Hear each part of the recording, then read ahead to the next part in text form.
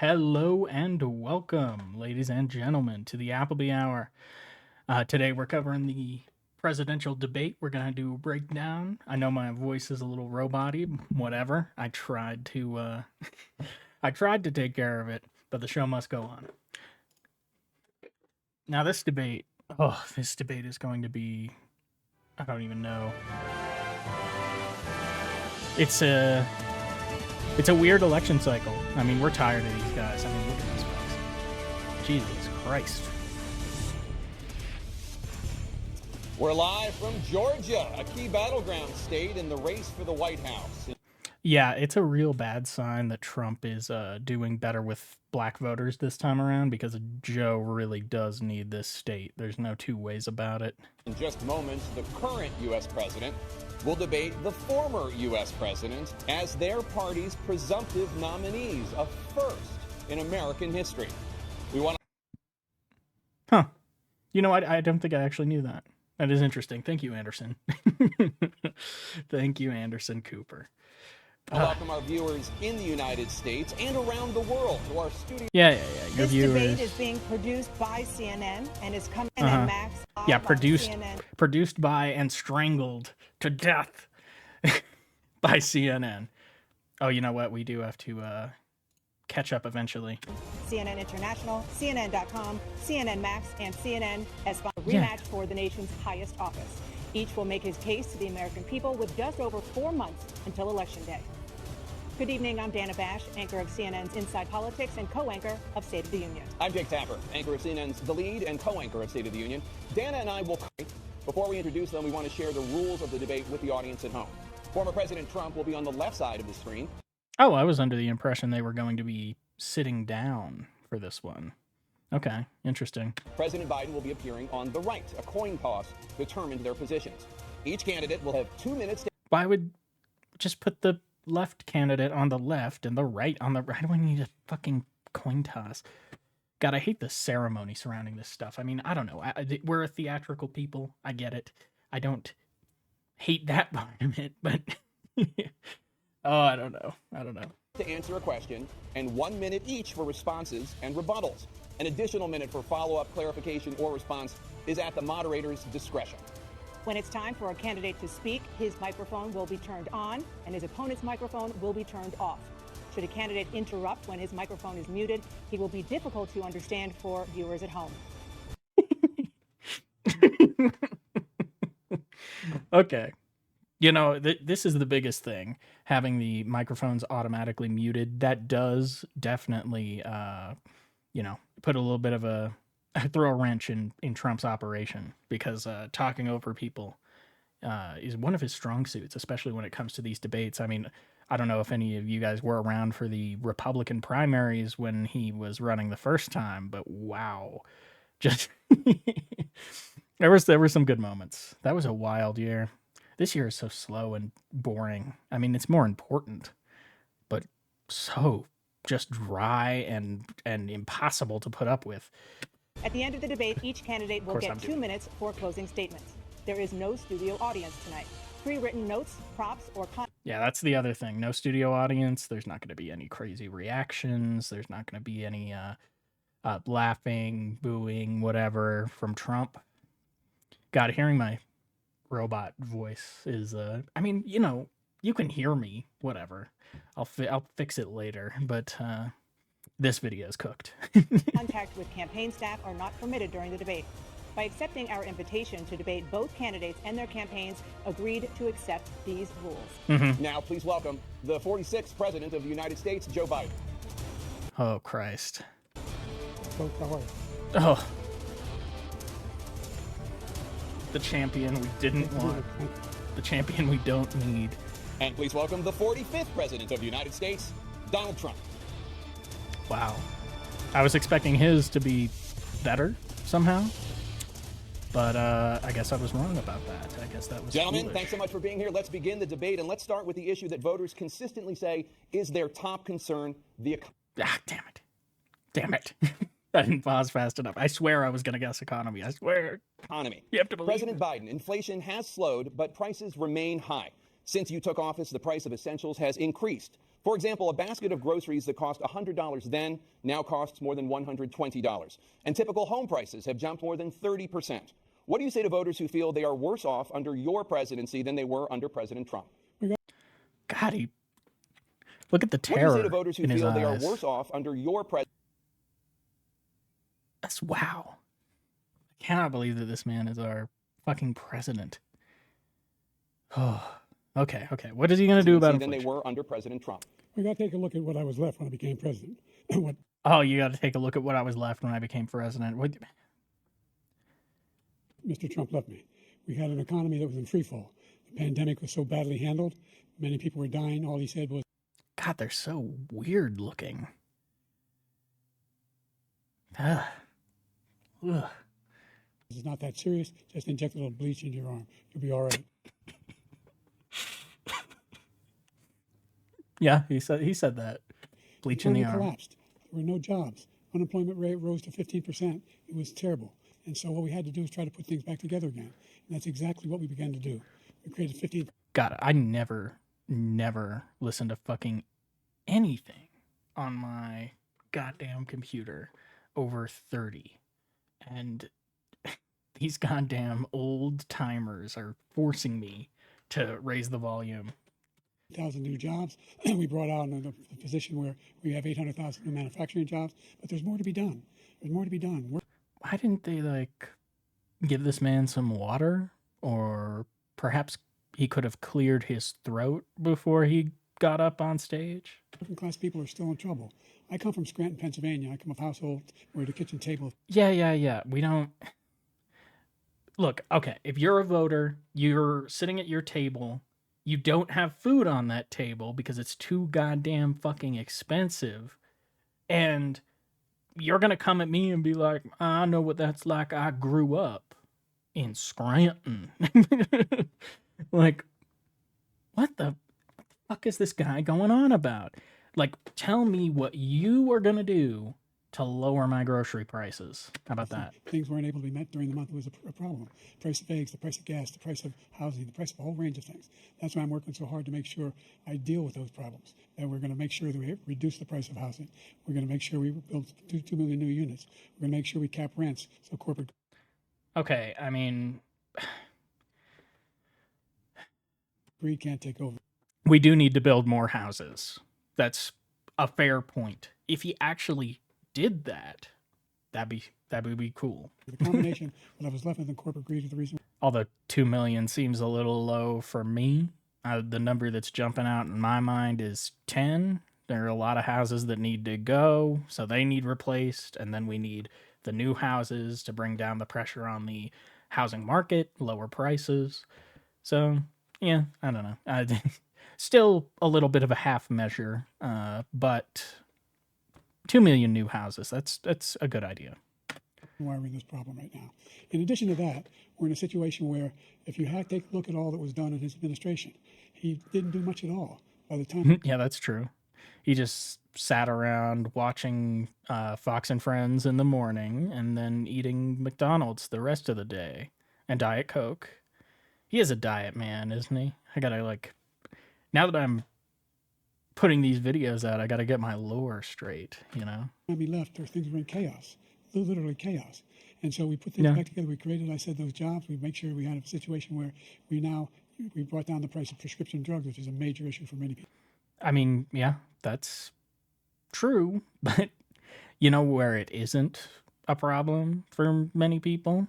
Most of the developed world. So, I don't know, I'm not too sympathetic. It's like, hey, Joe, why can't I afford to eat? And he's like, well, I caught up with Europe on, well, no, I didn't quite catch up on Europe, but I made progress toward catching up with Europe when it comes to the price of prescription medication. People, the $15 for a insulin shot as opposed to $400. No senior has to pay more than $200. We were asked about inflation and groceries, okay? The fact that you're squirming all over the place trying to come up with I did this, I did that. How many times do we have to hear about how this fucking chucklefuck grew up in Scranton? I don't care. For any drug, all the drugs they can include beginning next year. In a situation that's we're going to make that available to everybody, to all Americans. So we're working to bring down the price around the kitchen table, and that. Yeah, like he started with the terror in his eyes, and now he's just rambling. Um, you know, this is Trump's debate to lose, in my opinion, because Biden just does not present as though he has anything going on up here. Trump, at least, he's like an agent. He's moving forward. He has this goal, you know, he wants to become fascist dictator of all the lands. And I think it's possible he will achieve that goal. But the fact that he has so much dynamism to him, he comes off as less old, especially to his fan base. The people who vote for Joe don't really like Joe. And even the people who do like Joe know he's old, because if they didn't know he was old, then they wouldn't have to constantly play defense for the fact that he's old. Whatever. Yeah, so in my opinion, Trump has the advantage. And I think that the only reason that Biden has a chance is because CNN has muted the microphones and is not allowing an audience. That's the main difference in my mind. We're going to get done. Thank you. President Trump? We have the greatest economy in the history of our country. We have never done so well. Everybody was amazed by it. Other countries were copying us. We got hit with COVID. Yeah, you should have done a little bit more to establish a timeline there, Donnie, because for a few seconds I had no idea what the fuck you were talking about. I'm like, are you saying that Joe Biden's economy is great? Like, I was very confused for a moment. I should have known, of course, that Trump would never compliment anything that anyone else had done. So that's on me. And when we did, we spent the money necessary so we wouldn't end up in a Great Depression, the likes of which we had in 1929. By the time we finished, so we did a great job. We got a lot of credit for the economy, a lot of credit for the military, and no wars, and so many other things. Everything was rocking good. But the thing everything was rocking good. Hell yeah, man. Fuck yeah. What the fuck? Oh my god. It's like they both forgot how to debate. This is weird. They just spewing every single talking point they have all at once, right from the beginning. I thought it was just going to be Joe, but we never got the credit for, and we should have. You know, whoever wins this, America loses. That's the moral of the story, is that we fucking suck. Oh, if you didn't laugh, you'd cry. Mess. He created mandates that was a disaster for our country. But other than that, we had given them back a country where the stock market actually was higher than pre-COVID, and nobody. Yeah, isn't the stock market still doing fine? Why are you bringing up the stock market? I mean, I guess I don't. It's not like I have the money for investments. I haven't heard about some fucking crazy stock crash. I'm pretty sure it's still going up. Nobody thought that was. Not that that has any bearing on, people like me or a lot of you at home. Even possible. The only jobs he created are for illegal immigrants and bounce back jobs, the bounce back from the COVID. He has not done a good job. He's done a poor job, and inflation's killing our country. My cheap it is absolutely killing us. Headphones. Thank you, President Biden. Well, look, is that the problem? Hey, speaking of me being broke as fuck, why don't you guys bring me, fucking give me some money so that I can afford to buy headphones that aren't duct taped together? Greatest economy in the world. He's the only one who thinks that, I think. I don't know anybody else who thinks he had the greatest economy in the world. And, the fact of the matter is that we found ourselves in a situation where his economy, he rewarded the wealthy. He had the largest tax cut in American history. And you punished the wealthy or something like that. $2 trillion. He raised a deficit larger than any president has in any one term. Okay, well, that's fair. But I'm pretty sure Biden has continued in that legacy. It's not like he's the debt has not reversed. You know, it hasn't even slowed. I don't think. I mean, maybe. He's the only president other than Herbert Hoover who's lost more jobs than he had when he began, since Herbert Hoover. The idea Okay, yeah. Compare him to Hoover. That's a winner. that he did something that was significant. And the military, you know, when he was president, they were still killing people in Afghanistan. He didn't do anything about that. When he was president, we were still finding ourselves in a position where you had a notion that we were this safe country. Why is he whispering? You guys like it when I whisper to you in my robot voice. Sorry that I think I've got noise filtering on. So sorry if that was dumb. The truth is, I'm the only president this century that doesn't have this decade, that doesn't have any troops dying anywhere in the world like he did. President.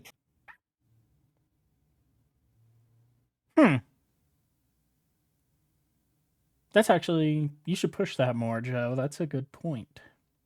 I mean, you're still like actively aiding and abetting a genocide, but that is a good point against Trump. Trump, I want to follow up if I can. You want allowed to respond to him? Well, I'm going to ask you a follow-up. You can do whatever you want with the minute that we give you. I want to follow up. You want to impose a 10% tariff on all goods coming into the U.S. How will you ensure that that doesn't drive prices even higher? It's not going to drive them higher. It's just going to cost countries that have been ripping us off for years. Like, yeah, this is an old Trump. I want to say lie, but he is pretty fucking stupid. Maybe he truly believes that tariffs are paid by the countries they're levied against. That's not how it works. So the way a tariff works, boys and girls at home and NBs, the way it works is you buy the thing from China, right? There's a thing in China, you want that thing, you buy the thing, you pay the tariff, not China. It is designed to discourage trade with other countries, but the only people it actually punishes are, us. Punishes the people buying the things, the consumers. China and many others, in all fairness to China, is going to just force them to pay us a lot of money, reduce our deficit tremendously, and give us a lot of power for other things. But he made a statement. The only thing he was right about is I gave you the largest tax cut in history. I also gave you the largest regulation cut in history. That's why we had all the jobs. And the jobs went down, and then they bounced back, and he's taking credit for bounce back jobs. You can't do that. He also said he inherited. Hey, you know what? I like that. Bounce back jobs. Bounce back. That's a good phrase. I wonder, has Trump used that before? Because I have a feeling, just pure intuition here, but I'm going to call it, that is entering the American lexicon. That's going to become part of our national politics, that bounce back concept. That's interesting. 9% inflation. Now, he inherited almost no inflation, and it stayed that way for 14 months, and then it blew up under his leadership because they spent money like a bunch of people that didn't know what they were doing, and they don't know what they were doing. It was like a bunch of people who did not know what they were doing. Okay. Great singer, Don. probably the worst administration in history. There's never been. And as far as Afghanistan is concerned, I was getting out of Afghanistan, but we were getting out with dignity, with strength, with power. He got with dignity, with strength, with power. But Joe just continued your timetable. He was just continuing your plan. got out. It was the most embarrassing day in the history of our country's life. It would, I don't know, most embarrassing day of our country. Now that's something to think on. I don't know. But it wasn't that. President Trump, over the last 8 years, under both of your administrations, the national debt soared to record highs. And according to a new nonpartisan analysis, President Trump, your administration approved $8.4 trillion in new debt. Well, so far, President Biden, you've approved $4.3 trillion in new debt. Okay, so I guess it has halved. But still, if you think the debt is a problem, there hasn't been a president in a good long while who gave it even half a shit about it. I don't know. I'm of two minds on the debt. As long as we're powerful, I believe that we can accrue as much debt as we need, because that ultimately that's backed up by the barrel of a gun.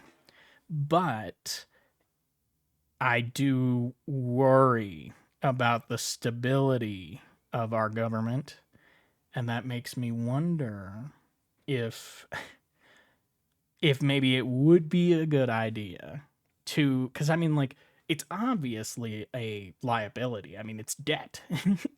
um and so it would be obviously smarter to go without it. I personally have managed to avoid any kind of debt in my own life, and I think that there are a lot of benefits to that. And I don't know. I don't like the single voter debt people, because all a politician has to do is lie to you and say, I care about the debt and I'm going to do something about the debt. And then they've got your vote, you know? I don't know. Debt. So, former President Trump, many of the tax cuts that you signed into law are set to expire next year. You want to extend them and go even further, you say. With the Ugh, okay. U.S. facing trillion-dollar It really looks, right now, it really looks like Trump might have this election. I mean, it's close, so you never know. But I'm not bullish on Biden. I don't like his chances. And I don't know. I would like to avoid another Trump term. Would be deficits great. and record debt. Why should top earners and corporations pay even less in taxes than they do now? Because the tax cuts spurred the greatest economy that we've ever seen just prior to COVID. And even after COVID, it was so Okay. But no. Like, what the fuck are you talking about? It's taxes. It's like marginal. strong that we're able to get through COVID much better than just about any other country. But we spurred that Okay. Okay. tax spurred. Now, when we cut the taxes, as an example, the corporate tax was cut down to 21% from 39%, plus beyond that. We took in more revenue with much less tax, and companies were bringing back trillions of dollars back into our country. The country was going like never before, and we were ready to start. Oh my God, I hate American politics. I mean, I love it, but I hate it. I mean, this is awful. Paying down debt. We're ready to start using the liquid gold right under our feet, the oil and gas right under our feet. We were going to have something. Yeah, well, the U.S. does have a lot of oil and gas. You know, there's a problem with using that liquid gold, Don. The gold is cursed. The mummy's curse. It's going to desertify the lands. That nobody else has had. We got hit with COVID. We did a lot to fix it. I gave him an unbelievable situation with all of the therapeutics and all. An unbelievable situation. You know, maybe it was a little unbelievable. All of the things that we came up with, we gave him something great. Remember, more people died under his administration, even though we had largely fixed it. More people died under his administration than our administration, and we were right in the middle of it, something which a lot of people don't like to talk about. But he had far more people dying in his administration. He did the mandate, which is a disaster, mandating it. The vaccine went out. He did a mandate on the. They're both just cycling through 6 or 7 things. God, I want to get off the economy. Ugh. They just don't have anything to say. Vaccine, which is the thing that people most objected to about the vaccine. And I mean, what did they say? Like, Biden didn't even say what he would do. He said what he's already done, which is meager. Like, you got to make some kind of promise and then sprinkle the past successes on as like a garnish. Come on. Like, you're not giving us anything. And then Trump says he'll cut more taxes. Those tax cuts will trickle down. It's the same old bullshit we've been running through for like 10 election cycles. I don't know.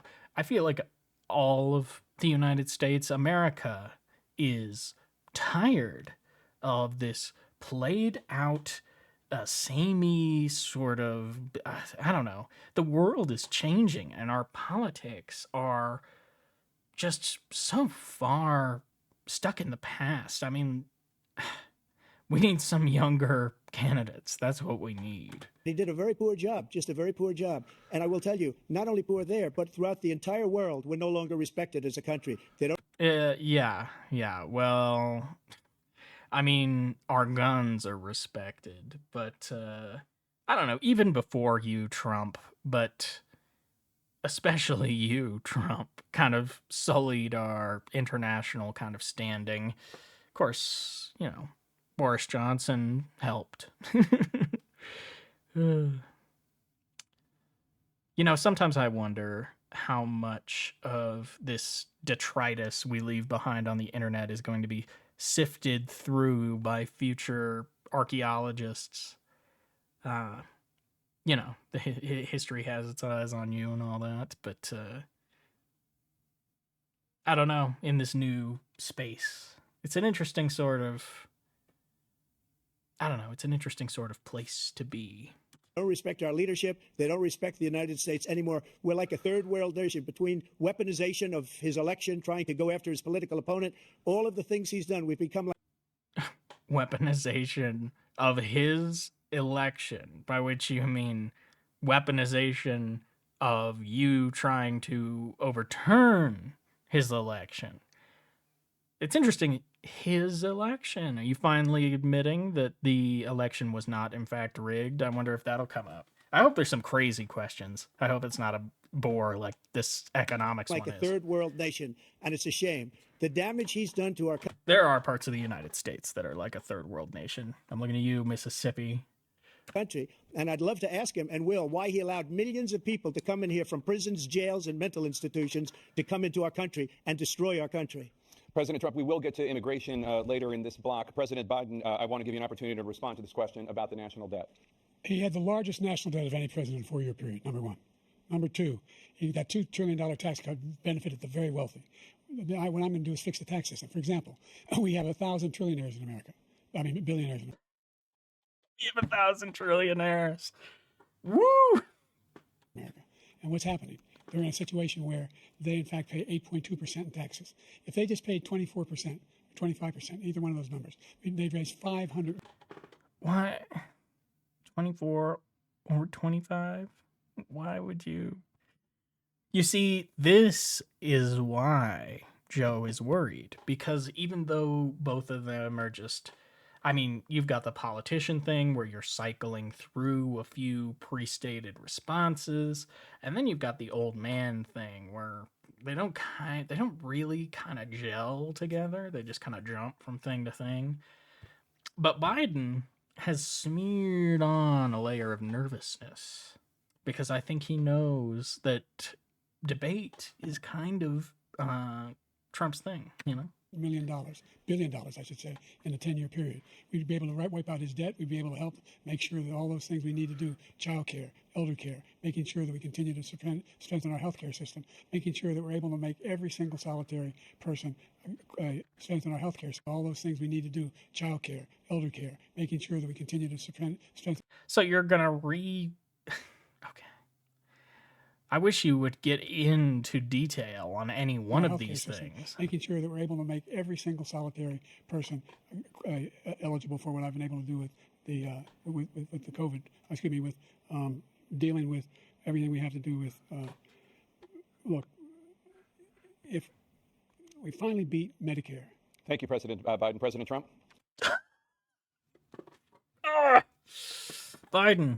Biden, how could you do this to me, buddy? That was sad. That was meandering, wandering, lost, dementia-addled old man. That was rough. Well, he's right. He did beat Medicare. He beat it to death, and he's destroying. And then Trump out the fucking gate with a zinger, like a real one. That was good. Medicare, because all of these people are coming in. They're putting them on Medicare. They're putting them on Social Security. They're going to destroy Social Security. This man is going to... I mean, Social Security is... if I get Social Security, I will... I don't know. I believe in the comments what I should do, 24-year-old Zoomer, if I get Social Security when I turn 65. Single-handedly destroy Social Security. These millions and millions of people coming in, they're trying to put them on Social Security. He will wipe out Social Security. He will wipe out Medicare. So he was right in the way he finished that sentence. And it's a shame what's happened to our country in the last. Look at him. That's such a dejected face. Poor Biden. Ugh. Okay, so maybe the noise gate was a mistake. I can hear myself cutting out every now and again. At least we're still recording. Yeah, here, let me fix this up real quick, like. Sorry about that. No more noise suppression. 4 years is not to be believed. Foreign countries, I'm friends with a lot of people. They cannot believe what happened to the United States of America. We're no longer respected. They don't like us. We give them everything they want, and they think we're stupid. They think we're very stupid people. Well, I mean, if the shoe fits. We're doing for other countries, and they do nothing for us. What this man has done is absolutely criminal. Yeah, we're a fucking superpower. Trump, we control the world. And in exchange, we control the world. Okay, that's yeah. It's like a mother, or it's like when you get mad at your cats because the cats don't pay rent. But he's actually upset. He wants the cats to pay rent somehow. It's like, Germany can't pay rent, okay? It's a cat. Criminal. Thank you, President Trump. Tana? This is the first presidential election since the Supreme Court overturned Roe v. Wade. This morning, the court ruled on yet another abortion case, temporarily allowing emergency abortions to continue in Idaho, despite that state's restrictive ban. Former President Trump, you take credit for the decision to overturn Roe v. Wade, which returned the issue of abortion to the states. Correct. However, the federal government still plays a role in whether or not women have access to abortion pills. They're used in about 2/3 of all abortions. As president, would you block abortion medication? First of all, the Supreme Court just approved the abortion pill, and I agree with their decision to have done that, and I will not block it. Yeah, it's interesting with Trump because this is one of those issues where it seems like he's invested against his base. There are a few things like this. Most of the time, Trump doesn't care. Sometimes Trump does have an opinion, and usually it is the Democratic opinion. He was originally a Democrat. I feel like we've kind of let that fade into the annals of internet history. But yes, Donald Trump was originally more Democratic leaning. And I think this is one of those issues. I think Don is pretty unambiguously I think he's more pro-abortion than he is pro-LGBT or whatever. There are other issues where it seems like his personal opinion is different from the one he puts out. I think his racism is authentic. But like sexual minorities and reproductive health care, I think he's on the right side of both those issues as a person. And so it's weird to watch him, look at him. He's like, oh, God, I do have to take credit for that goddamn Supreme Court decision, don't I? I feel kind of guilty. But, the base loves it, so I guess I'm rolling with it. And if you look at this whole question that you're asking. I mean, look at Joe. Despair. He looks like he's just been told he has a month to live. A complex, but not really complex. 51 years ago, you had Roe v. Wade, and everybody wanted to get it back to the states. Everybody, without exception. Okay. No. Democrats, Republicans, liberals, conservatives, everybody. Yeah, okay. At least that shook Joe out of his fucking existential crisis. Yeah, what the fuck are you talking about? Everybody wanted abortion back to religious states. Leaders. And what I did is I put 3 great Supreme Court justices on the court, and they happened to vote in favor of killing Roe v. Wade and moving it back to killing Roe v. Wade. The states. This is something that everybody wanted. Now, 10 years ago or so, they started talking about how many weeks and how many this, getting into other things. But every legal scholar throughout the world, the most respected, wanted it. Now he's gone from this face that he's making, I'm just constructing a narrative in my mind about Biden's like internal monologue. And over the course of the night, I think it's been like, oh God, I got to get this right. Okay, remember your talking points, remember your talking points, remember your talking points. Right? And he goes out, Trump starts batting him around like a cat with a ball of yarn, and he doesn't know what to do. He looks down, dejected, and Trump starts talking. Everybody wanted abortion kicked back to the states, and it shakes him out of it. And he looks over and he's like, oh my God, I failed. That's going to be the next president. And that's what he's horrified at what he's saying and at the future that he's helping to build. Don't you feel wonderful, Joe? You can see the wonderment in his eyes, the twinkle. You see that? Oh, terror? What are you talking about? That's joy. He's ecstatic. He's elated, okay, to be here. He's Joe's having a time of his life, I swear. It brought back to the states. I did that. Now the states are working it out. If you look at Ohio, it was a decision that was an end result that was a little bit more liberal than you would have thought. Kansas, I would say the same thing. Texas is different. Florida is different. But they're all making their own decisions right now. And right now, the states control it. That's the vote of the people. Like Ronald Reagan, I believe in the exceptions. I am a person that believes. And frankly, I think it's important to believe in the exceptions. Some people, you have to follow your heart. Some people don't believe in that. But I believe in the exceptions for rape, incest, and the life of the mother. I think it's very important.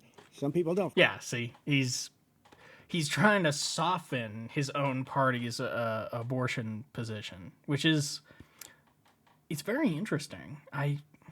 Trump's a weird guy. Follow your heart, but you have to get elected also, and because that has to do with follow your heart, but you have to get elected also. You know what? Yeah, see, I told you, Trump, he's not actually anti-abortion. He refuses to commit to a position at all. He's always just like, well, the Supreme Court did this, and I agree. with other things. You got to get elected. The problem they have is they're radical because they will take the life of a child in the 8th month, the 9th month, and even after birth. After birth, if you look at the... Yeah, see, now he's going into the rhetoric. He had to like, throw some water on the fire before he got into it. Former governor of Virginia, he was willing to do this. He said, we'll put the baby aside and we'll determine what we do with the baby, meaning we'll kill the baby. What happened is we brought it back to the states, and the country is now coming together on this issue. It's been a great thing. Thank you. President Biden? It's been a terrible thing. Hey, at least he's still trying. You can tell he hasn't given up just yet. Excuse me. Oh, The fact hope I is don't that I get the hiccups super easy. I hope I don't get the hiccups. I mean, I got water, but the vast majority of constitutional scholars supported Roe when it was decided. Supported Roe. And that's this idea that they're all against it is just ridiculous. yeah, thank you, Joe. And this is the guy who says the state should be able to have it. We're in a state where in 6 weeks, you don't even know whether you're pregnant or not, but you cannot see a doctor and have him decide on what your circumstances God, he can't even speak. are, whether you need help.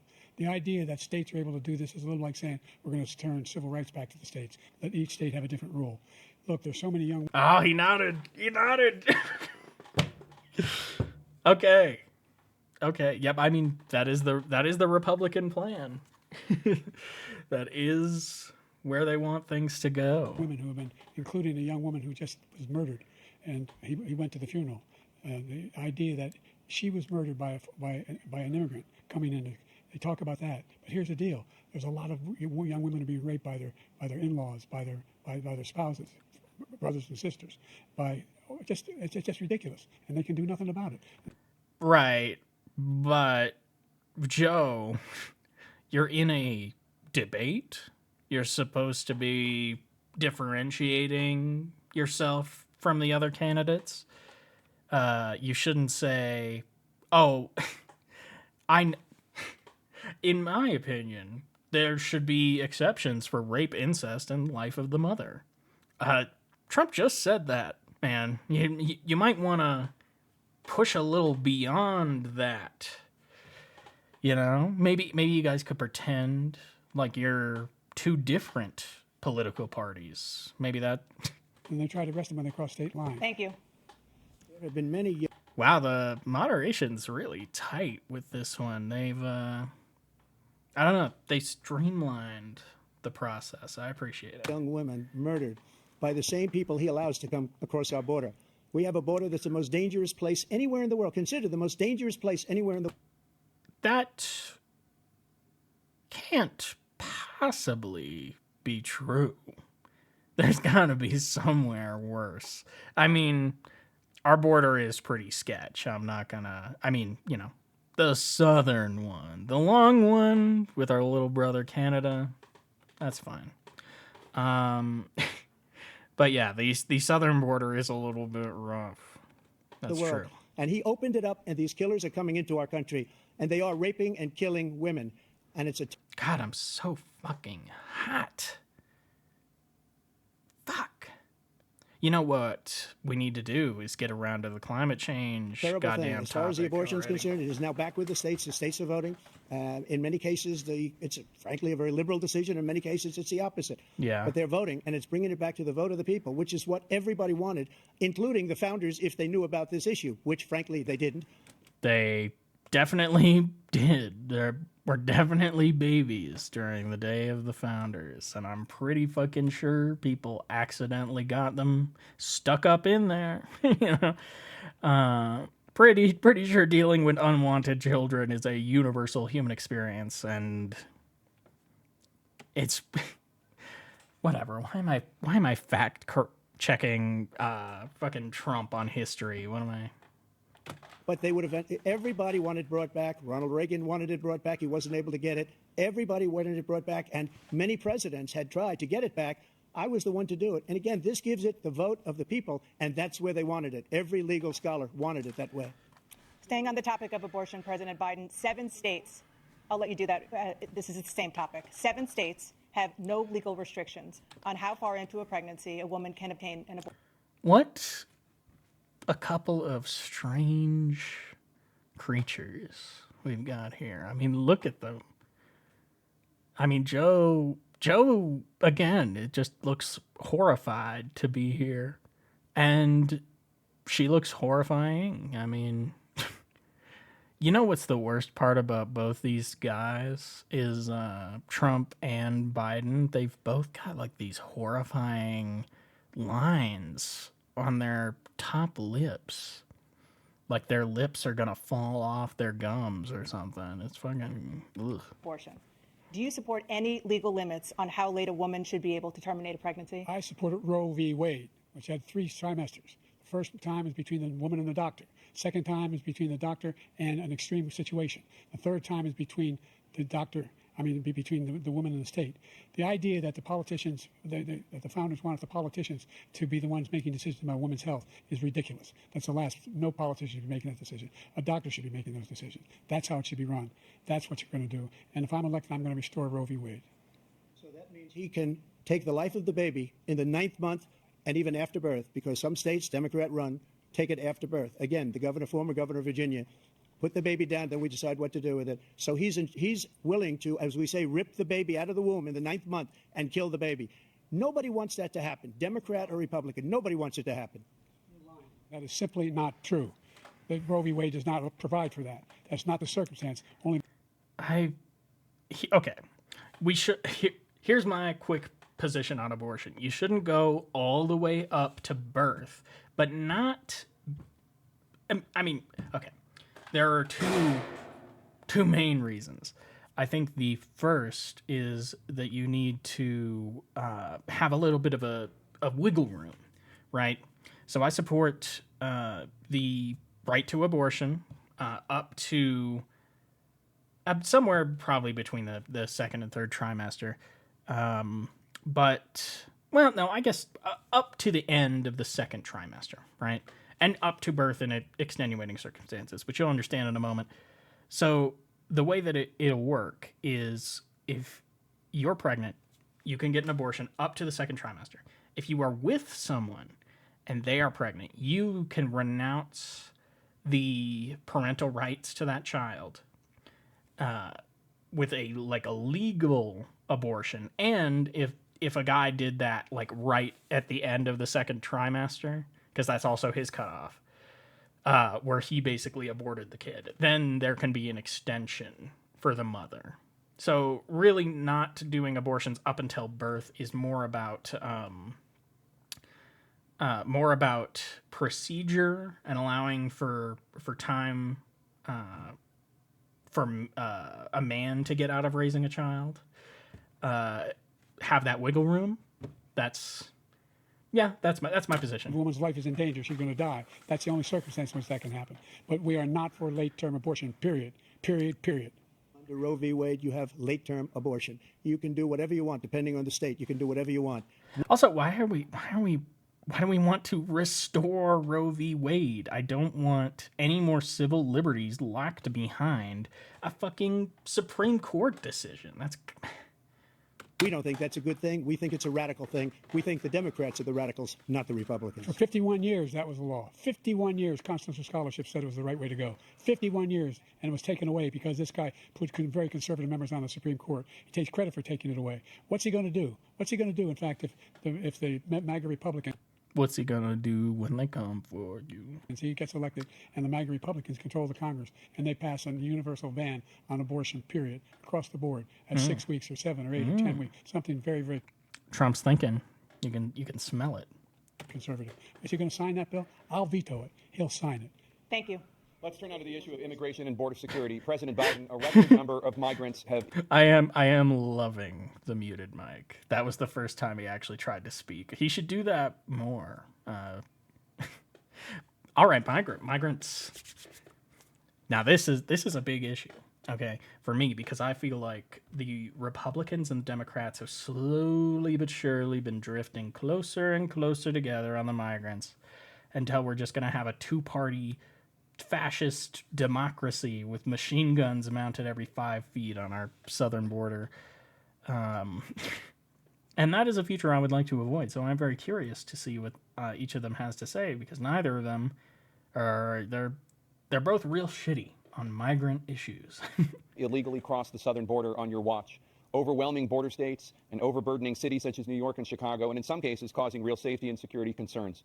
Given that, why should voters trust you to solve this crisis? Because we worked very hard to get a bipartisan agreement that not only changed... Okay, well, I don't... Oh, God. I thought maybe he was going to make himself look, I don't know, slightly humane. More like a human. all of that. We made sure that we are in a situation where you had no circumstance where they could come across the border with the number of border police there are now. We significantly increased the number of asylum officers. By the way, the Border Patrol endorsed my position. In addition to that, we found ourselves in a situation where... Okay, well, again, that isn't... To a voter like me, that is a red mark against you, but whatever. I hate how the left has absolutely no outlet in this goddamn country.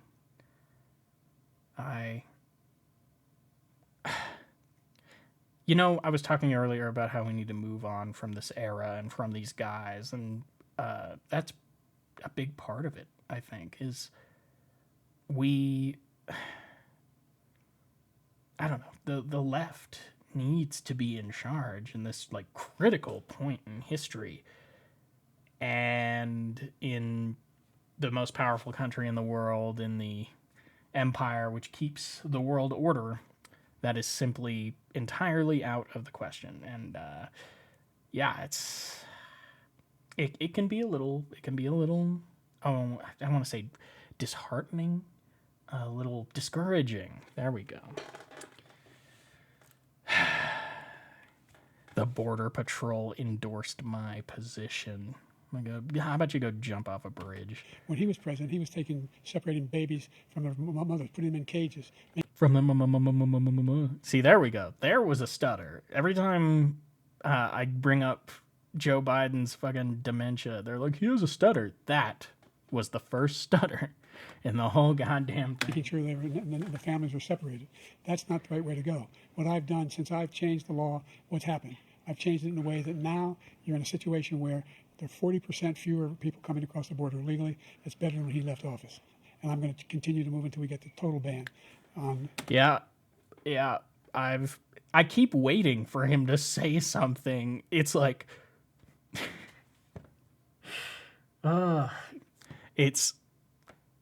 I don't know. I keep waiting for him to say something like to appeal to the left because he's ostensibly the left party in this country, and he's just like, it's like the moderator.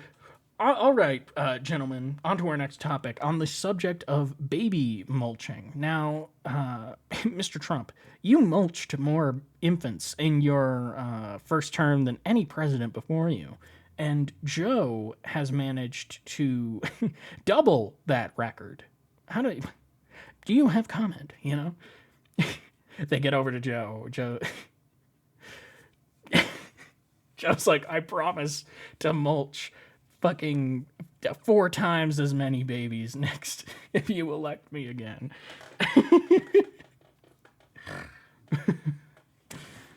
The total initiative relative to what we can do with more Border Patrol and more asylum officers. President Trump? I really don't know what he said at the end of that sentence. And more asylum officers. President Trump? I really don't know what he said at the end of that sentence. I don't think he knows what he said either. Look, we have the safest border Yeah, in the history of our I'd say Biden is doing better than I thought he would. Trump is doing worse than I thought he would. But Trump's, that all kind of evens out, and Trump's edging out so far. country. The border, all he had to do was leave it. All he had to do was leave it. He decided to open up our border, open up our country to people that are from prisons. Yeah, so, and now Trump's just going to lie and say that Biden has like a humane policy on the border. People that are from mental institutions, insane asylum. Yeah, that's a new one. The mental institutions and insane asylums. As a fucking queer, I was already worried about Trump's America. He talks about queers. He talks about Mexican and Central American people, and those are the 2 big groups that they're targeting. And now they're bringing in mentally ill people, and I'm like, oh shit, I'm 2 out of 3 of those things. If only I was Panamanian. Terrorists. We have the largest number of terrorists coming into our country right now. All terrorists, all over the world, not just in South America, all over the world. They come from the Middle East, everywhere. All over the world, they're pouring in. And this guy just left. Yeah, the illegal immigration debate is such an interesting one because most illegal immigration is done by plane. And so it's always been so confusing to me that I guess it isn't confusing because no one actually cares about this. Like they think they do, they pretend they do, but nobody actually gives a shit, because if anyone actually gave a shit, then we'd be like not allowing foreigners to visit, because I don't know if you guys know this. They can just stick around. They can just stay. You get on an airplane, you get off the airplane. If you never go anywhere, then you're there. And you didn't have to cross a wall. You didn't have to dig a tunnel. You didn't have to swim anywhere. There's no... You got on a plane.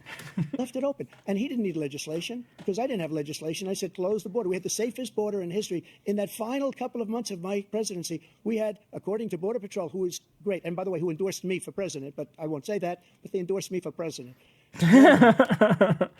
Okay. Okay, I have to know. I have to know.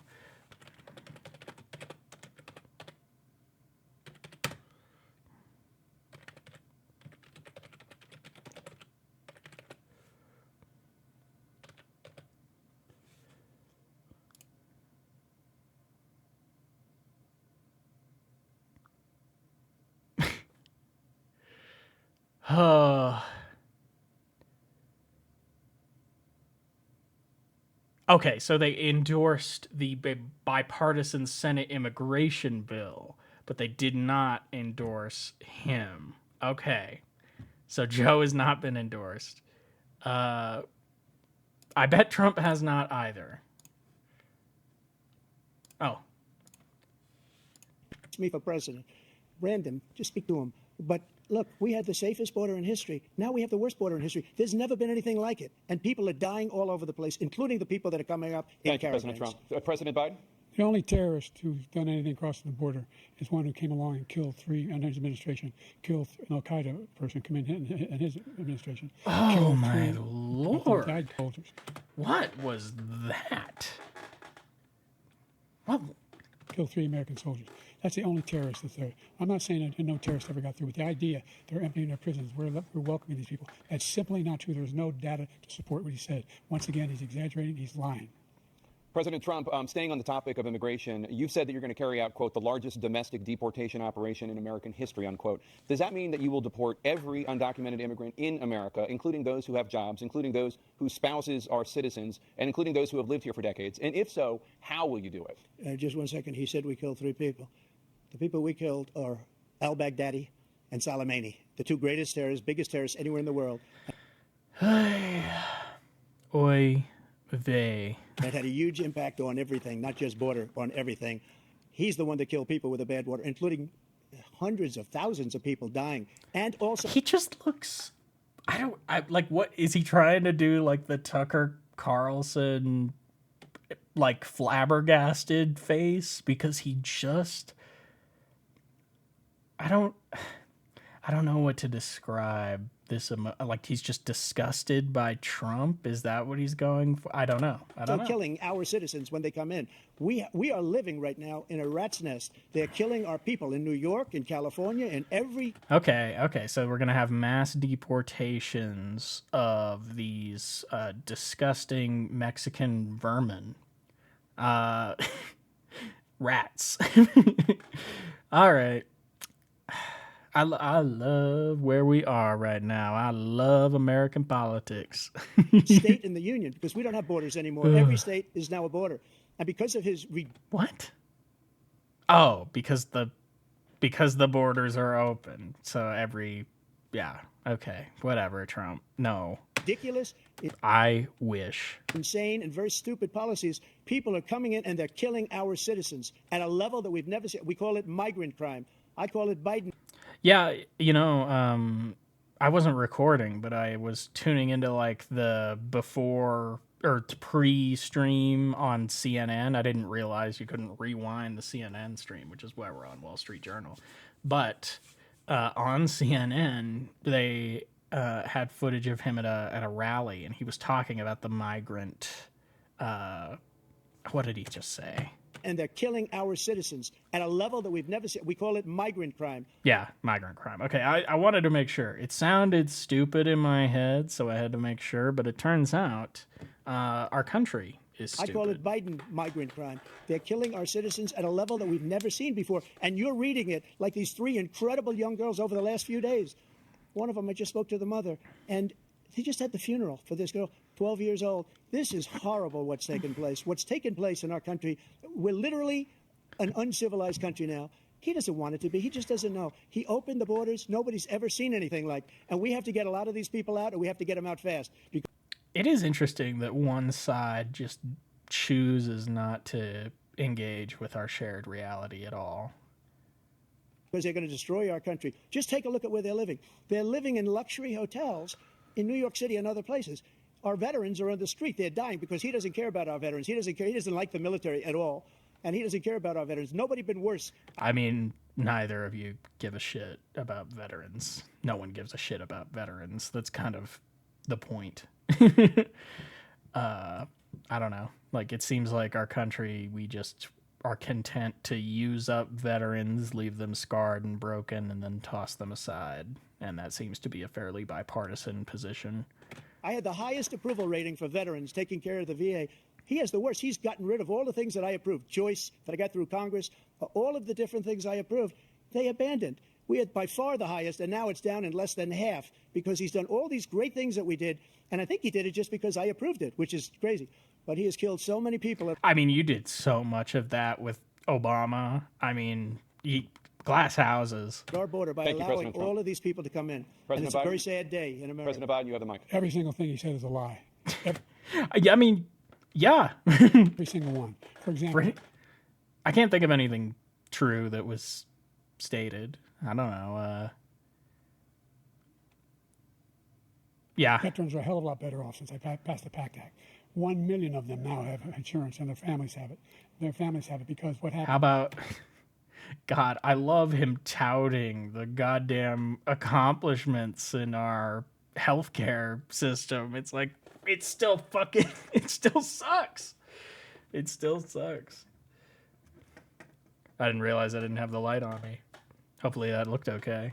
Hopefully this looks okay. I don't know. Whether Just it was press Agent on, Orange or I guess. burn pits, they're all being covered now. And his group opposed that. We're also in a situation where we have great respect for veterans. My son spent a year in Iraq, living right next to one of those burn pits, came back with stage 4 glioblastoma. I was recently in France for D-Day. Yeah, we care about veterans. Take my son, for example. He got cancer. The Army gave him cancer, and that's how I know that we care about veterans. And I spoke all about those heroes. I mean, I know that's not what he's saying, but it's pretty fucking absurd. That died. I went to the World War II cemetery, World War I cemetery he refused to go to. He was standing with his 4-star general, and he told me, he said, I don't want to go in there because they're a bunch of losers and suckers. My son was not a loser, was not a sucker. You're the sucker. You're the loser. Ooh. That's an interesting expression out of Biden. Maybe he should be angry more often. It's reminds me of the Grinch. President Trump?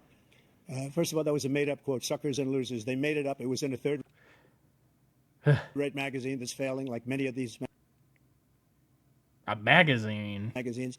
He made that up. He put it in commercials. We've notified him. We had 19 people that said I didn't say it. And think of this. Who would say I'm at a cemetery or I'm talking about our veterans? Because nobody's taking better care. I'm so glad this came up. Okay. So we're going to appeal to Trump's credibility. And he brought it up. There's nobody that's taken better care of our soldiers than I have. To think that I would, in front of generals and others, say suckers and losers. We have 19 I probably shouldn't use the camera as a mirror to adjust my mustache. people that said it was never said by me. It was made up by him, just like Russia was made up, just like the 51 intelligence agents are made up, just like the new thing with the 6. You know, I don't remember the 51 intelligence agents. What was that about? 16 economists are talking. It's the same thing. 51 intelligence agents said that the laptop was Russia disinformation. It wasn't. That came from his son, Hunter. It wasn't Russia disinformation. He made up the suckers and losers, so he should apologize to me right now. 4-star general standing to your side who was on your staff who said you said it, period. That's number one. And the whole Hunter thing, the disinformation was that there was child porn on the laptop or something. It was just a laptop with his like personal porn on it. Like, do we really have a? I thought this was America. Do we have a problem with that now?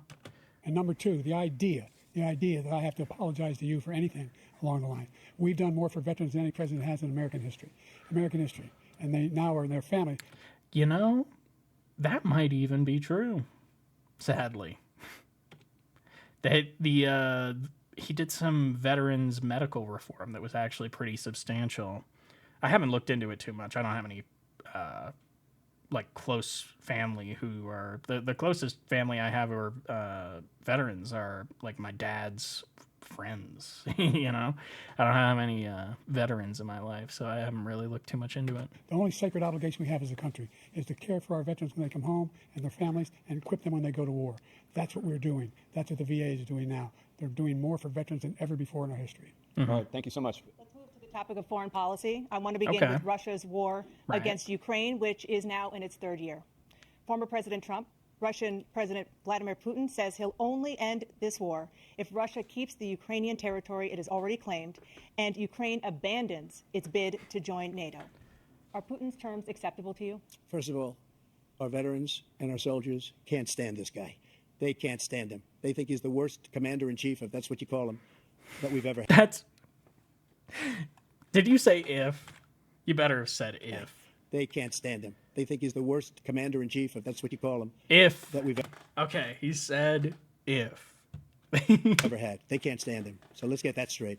And they like me more than just about any of them. And that's based on every single bit of information.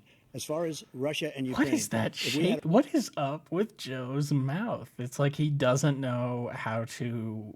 Like, he doesn't know what human expressions are. It's weird.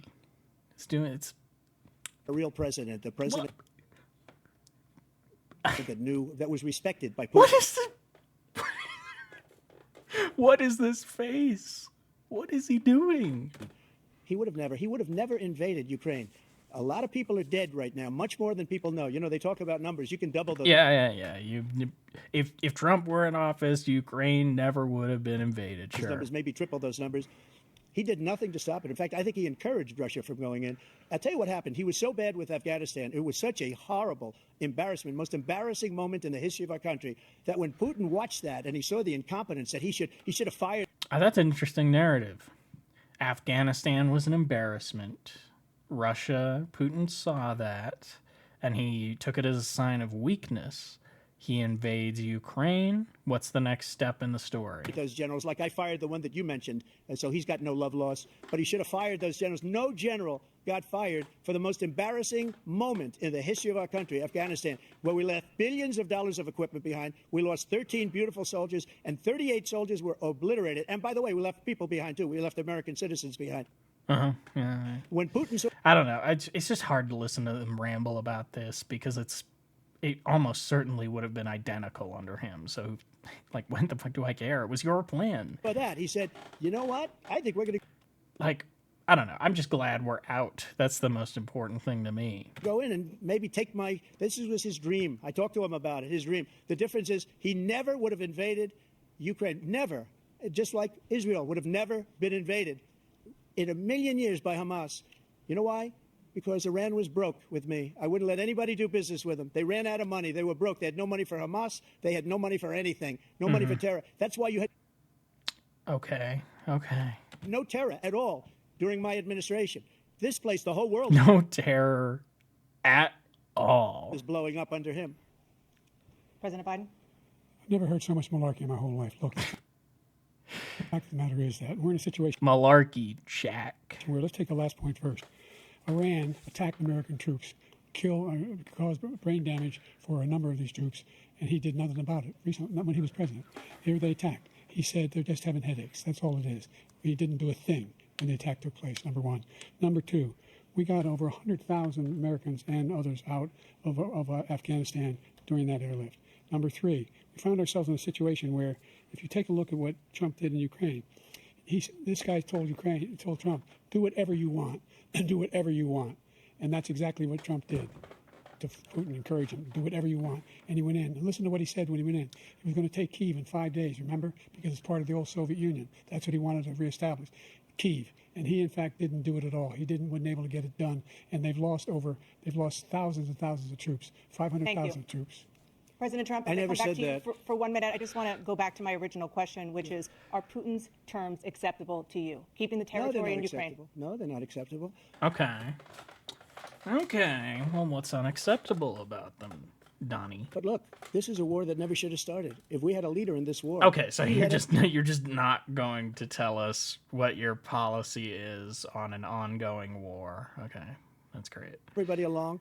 He's given $200 billion now or more to Ukraine. He's given $200 billion. That's a lot of money. Okay, so you want to stop giving them money and therefore letting Putin do whatever he wants.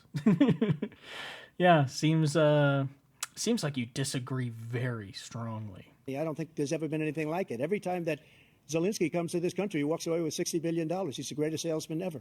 And I'm not knocking him. I'm not knocking anything. I'm only saying I'm not the money that knocking we're spending anything. on this war, and we shouldn't be spending. It should have never happened. I will Yeah. have that war settled between Putin and Zelensky as president-elect before I take office on January. You know what? If I will give this to Trump, okay?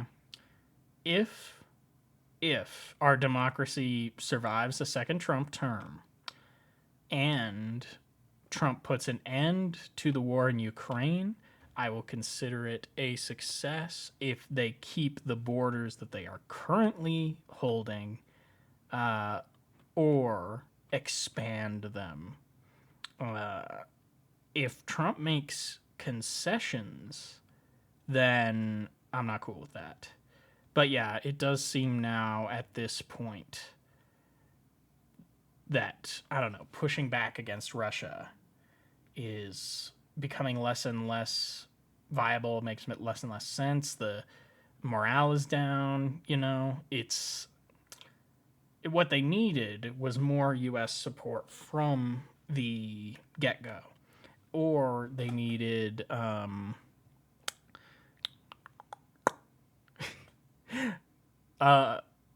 do they need? Support from the get-go or a harder red line. You know, I don't know. We should have been like, if you invade Ukraine, we will treat it as if you are invading a member of NATO. I don't know. Russia's just a blighted country. Geography is horrible, and it forces them to do all these expansionist wars to secure their borders. But I don't know. We got to figure out some kind of long-term solution for Russia. Of course, my long-term solution is that we should sort of make a confederation, or maybe even federal, of countries in the global north. And then that way, there won't be any reason for Russia to invade Ukraine or Estonia, Latvia, Lithuania, whatever, whoever they feel like invading, because they're all part of the same confederation. You know, they share military resources. It wouldn't be as big of a deal, and it would allow us to pool resources as more and more people cram into the global north as the global south becomes widely uninhabitable. There's still New Zealand and parts of Australia, Patagonia, maybe Southern Africa, maybe, if we're lucky. Yeah, I don't know. That's focus all of our power on the Arctic Sea and the global north. That's what I say. January 20th. I'll have that war settled. People being killed so needlessly, so stupidly, and I will get it settled, and I'll get it settled fast before I take office. President Biden, you have a minute. Before The fact is that Putin is a war criminal. He's killed thousands and thousands of people. And he has made one thing clear. He wants to reestablish what was part of the Soviet Empire, not just a piece. He wants all of Ukraine. That's what he wants. And then you think he'll stop there? Do you think he'll stop when if he takes Ukraine? What do you think happens to Poland? What do you think of Belarus? What do you think happens to those NATO countries? And so if you want a war, you ought to find out what he's going to do, because if in fact he does what he says and walks away, and by the way, all that money we give Ukraine from weapons we make here in the United States, we give them the weapons, not the money at this point. Yeah. We're giving like back stock stuff we wouldn't even use. We're so far ahead of everyone else that we can help out without really touching our own stockpiles. At least the usable ones. We'd have to be in quite the war to use the stuff that we're giving to Ukraine now, and like wish that we hadn't, you know. We really are kind of like, I don't know. We are an arsenal, you know, the United States. We have plenty. And our NATO allies have produced as much funding for Ukraine as we have. That's why we're strong. Thank you. Moving on to the Middle East. In October, Hamas attacked Israel, killing more than 1,000 people and taking hundreds of hostages. Among Okay. those held and thought to still be alive are 5 Americans. Yeah. Israel's response has killed thousands of Palestinians and created a humanitarian crisis in Gaza. President Biden. Oh, I'm shocked that they even mentioned it, like that they even acknowledge the existence of a crisis. put forward a proposal to resolve this conflict, but so far Hamas has not released the remaining hostages, and Israel is continuing its military offensive in Gaza. So what additional leverage will you use to get Hamas and Israel? My eyeballs, they hurt. Ooh, the bright light. To end the war? You have 2 minutes. Number one, everyone from the United Nations Security Council straight. Biden. Stuttering. I can't believe you. Through the G7 to the Israelis, and Netanyahu himself have endorsed the plan I put forward, which has 3 stages to it. The first stage is trade the hostages for a ceasefire. So, Are we still? Is he still rolling with this? I thought Israel was like, nah, we never agreed to that bullshit. What the fuck are you talking about? Because if I'm not mistaken, I am kind of going pulling this out of my ass off the top of my head type thing. I think what happened was one house of the Israeli Congress or Parliament or whatever the fuck they've got, they passed this, and then Biden swooped in and said, "Yes, this is the Israeli plan." And it's like, that is not the Israeli plan. That is half of a third of the Israeli government that have approved that plan. It's like a sixth of government is not a whole lot to run with. And I do think it's funny that Israel was like, oh no, fuck that. Like, Biden thought he was going to be tricky and force the Israelis to do something humane, but nope. The Israelis are like, no, we just don't care. No, you can go fuck yourself. We didn't agree to that. Second phase is a ceasefire with additional conditions. The third But he needs something. Like, he needs something to give, and the fact that he's like ride or die Zionist means that he can't actually like try to stop what they're doing.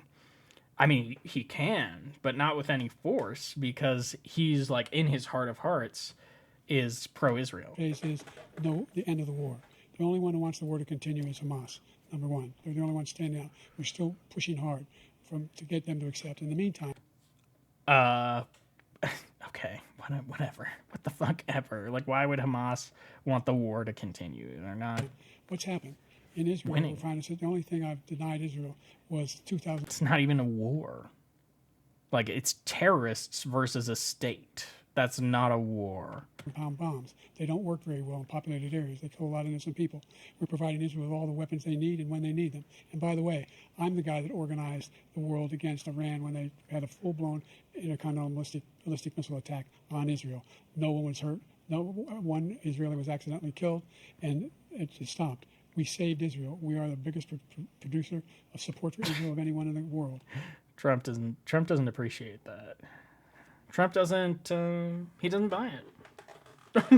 And so they're two different things. See, Trump is just more fun. Even if you hate him, you have more fun hating him than you do liking Biden. You know what I mean? Like, look at him. Look at him. He's just an incorrigible little scamp, ain't he?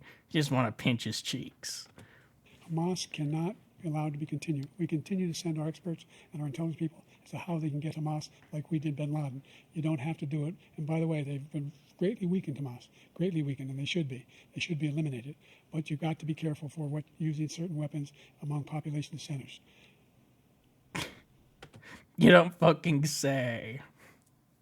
Hey, Joe, can I set off this dirty bomb right here in D.C.? No, actually. It's important to be careful about where you use certain weapons. Just going back to Ukraine for 1 second. Yeah. We have an ocean separating us. The European nations together have spent $100 billion. Yeah, I thought so. So unless Europe ponies up and pays out a little more, Ukraine is just fucking screwed, I guess. Or maybe more than that, less than us. Why doesn't he call them and say, you got to put up your money like I did with NATO? I got them to put up hundreds of billions of dollars. The Secretary General. Again, it's because we rule the world, and that's like, it's a privileged position that we occupy here up at the top. Okay. General of NATO said Trump did the most incredible job I've ever seen. They wouldn't have any. They were going out of business. We were spending almost 100% of the money was paid by us. He didn't do that. He's getting all. You got to ask these people to put up the money. No, because if they have a military, then they are less dependent on us. We're over $100 billion more spent, and it has a bigger impact on them because of location, because we have an ocean in between. You got to ask them. Because we have an ocean in between. Yeah. Yeah. Well, actually, there are 3 oceans between us, in fact. As far as Israel and Hamas, Israel's the one that wants to go. He said the only one that wants to keep going is Hamas. Actually, Israel is the one, and you should let him go and let him finish the job. He doesn't want to do it. He's become like a Palestinian, but they don't like him because he's a very bad Palestinian. He's a weak one. President Biden, you have a minute. I've never heard so much foolishness. This is a guy who wants to get out of NATO. Are you going to stay in NATO? He's going to pull out of NATO. The idea that we have our strength lies in our alliances as well. It may be a big ocean, but remember, the idea that we have our strength lies in our alliances. Stay in NATO. He's going to pull out of NATO. Shrugs. Yeah, I don't know. I'm feeling cute. Might pull out of NATO later. You know. we have our strength lies in our alliances as well. It may be a big ocean. Yeah, let's not. God, I cannot believe that my fucking country has put me in the position where I want Joseph Robinette Biden to win. I hope that he at least picks a new vice president, because I do not. First of all, I don't want the first woman president to get there through a vice presidentship and a death. You know, the first woman president should be voted in as the president on that ticket, not as the vice. That would be very disappointing. First woman president, I think. But second of all, Kamala sucks. Kamala in particular is awful, and I would really rather not have her as president. We could pick someone else, please. There's a good friend of mine. His name is Bernie Sanders. Maybe you could do that for us, Joe, to appeal to us lefties. You think he'd even say yes, Bernie, if he was asked? I kind of hope so. It would make him. He would be the oldest president if Joe died in office. But no, that's never going to happen. They're probably going to keep Kamala, and they're definitely not going with a leftist. So I can stop fantasizing. But we're ever able to avoid a war in Europe, a major war in Europe? What happens if, in fact, you have Putin continue to go into NATO? We have an Article 5 agreement. Attack on one is attack on all. You want to start the nuclear war he keeps talking about, go ahead. Let Putin go in and control Ukraine and then move on to Poland and other places. See what happens then. He has no idea what the hell he's talking about. And by the way, I got 50 other nations around the world to support Ukraine, including Japan and South Korea, because they understand that this kind of dislocation has a serious threat to the whole world peace. No major war in Europe has ever been able to be contained just to Europe. President Trump, just to follow up, would you support the creation of an independent Palestinian state in order to achieve peace in the region? That made me forget what they were talking about just a second ago. Follow up, would you support the creation? This kind of dislocation has a serious threat to the whole world peace. Right. No. I was hoping Joe would grill Trump over this a little bit more. Like, what are you gonna do, Trump, if our NATO members don't pay up and then one of them gets invaded? What are you gonna do then? I wish they would have asked him. Major war in Europe has never been able to be contained just to Europe. Yeah, sorry to go back. I just wanted to know that. God, my hair is a mess. I'm a mess. Robot voice and ugh. President Trump, just to follow up, would you support the creation of an independent Palestinian state in order to achieve peace in the region? I'd have to see, but before we do that, I'd have to see. The problem we have is that we spend all the money. So they Yeah. kill us on trade. I made great trade deals with the European nations. God, my Because if feet you add are them up, falling they're about the same asleep. size economically. Their economy is about the same size as the United States. And they were no cars, they don't want anything that we have, but we're supposed to take their cars, their food, their everything, their agriculture. I changed that. But the big thing I changed is they don't want to pay. And the only reason that he can play games with NATO is because I got them to put up hundreds of billions of dollars. I said, and he's right about this, I said, no, I'm not going to support NATO if you don't pay. They asked me that question, would you guard us against Russia, at a very secret meeting of the 28 states at that time, nations at that time. And I said, no, if you don't pay, I won't do that. And you know what happened? Billions and billions of dollars came flowing in the next day and the next months. But now we're in the same position. We're paying everybody's bills. Let's turn to the issue of democracy. Former President Trump I want to ask you about January 6, 2021. After you rallied your supporters that day, some of them stormed the Capitol to stop the constitutionally mandated counting of electoral votes. As president, you swore an oath to, quote, preserve, protect, and defend, unquote, the Constitution. What do you say to voters who believe that you violated that oath through your actions and inaction on January 6 and worry that you'll do it again? I don't know why, but I kind of wasn't as expecting a January 6th question. That's in retrospect, yeah, obviously, but I don't think too many believe that. And let me tell you about January 6th. I don't think too many people believe. Okay. On January 6th, we had a great border. Nobody coming through, very few. On January 6th, we were energy independent. On January 6th, we had the lowest taxes ever.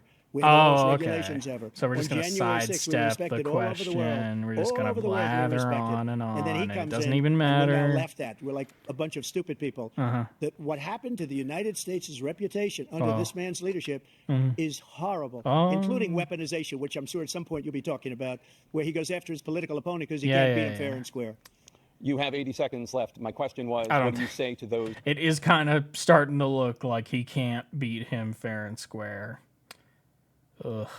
Voters who believe that you violated your constitutional oath through your actions and inaction on January 6, 2021, and worry that you'll do it again? Well, I didn't say that to anybody. I said peacefully and patriotically. And Nancy Pelosi, if you just watched the news from 2 days ago, on tape to her daughter, who's a documentary filmmaker, they say, she's saying, Film. oh, no. Film.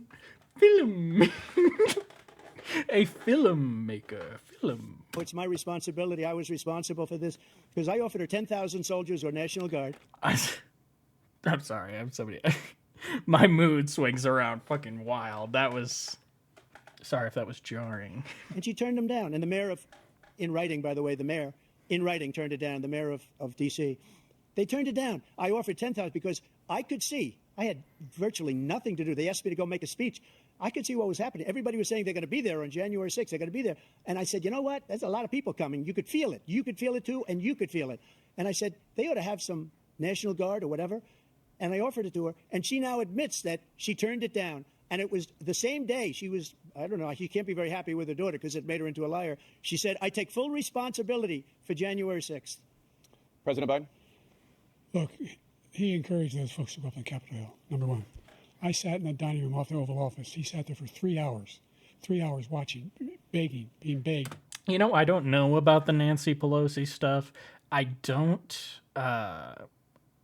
wouldn't be surprised if that were true. I don't think it changes anything. Trump clearly riled up those people. If you listen to like his drivers during that day, he was eager to go out with them, like he wanted to be there. Honestly, I think it could have worked if he'd done it, if he was there. By his vice president and a number of his colleagues on the Republican side as well, to do something, to call for a stop, to end it. Instead, they talked about these people being patriots and great patrons of America. In fact, I would say that there is a certain aspect, a certain facet of American culture for which they are quite patriotic. Yeah, I think that I don't think that they're like some aberration, the people who stormed the Capitol. They seem like red-blooded Americans to me. He says he'll now forgive them for what they've done. They've been convicted. He says he wants to commute their sentences and say that no. He went to every single court in the nation. I don't know how many cases, scores of cases, including the Supreme Court, and they said no. This guy is responsible for doing what was done. He did do a damn thing, and these people should be in jail, and they should be the ones that are being held accountable. And he wants to let them all out. And now he says if he loses again, such a whiner that he is, that there could be a bloodbath. Thank you, President Biden. President Trump? What they've done to some people that are so innocent. You know, I can't remember off the top of my head the context of the bloodbath thing, but from what I remember, like the vibe I'm getting, the bloodbath thing is like taken out of context. Like, you know, we're gonna, you know, like he's I think the midterms are coming to mind. So I think what happened is that he was talking about the midterms and he was talking about how it was going to be a bloodbath. And obviously that's fine. It's a fucking metaphor.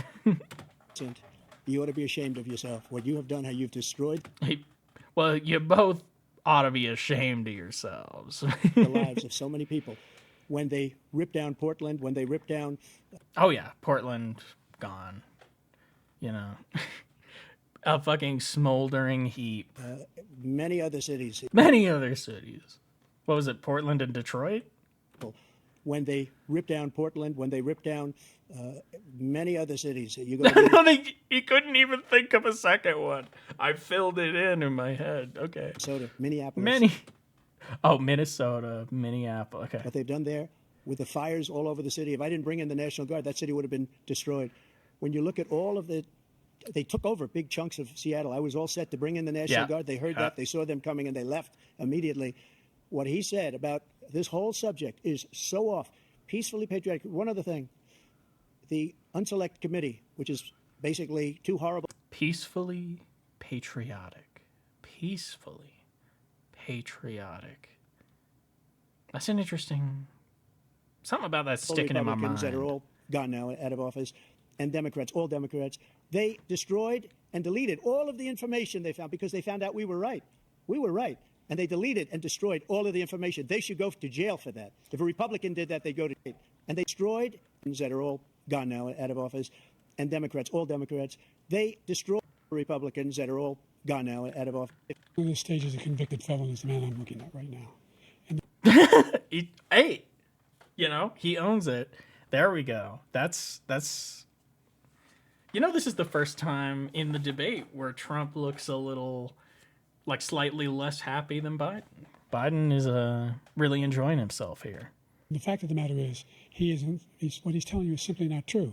The fact is that there was no effort on his part to stop what was going on on Capitol Hill. And all those people, every one of those who were convicted, deserves to be convicted. The Yeah. idea that they didn't kill somebody, just went in and broke down doors, broke the windows, occupied offices, turned over desks, turned them over statues. The idea that those people are patriots, come on.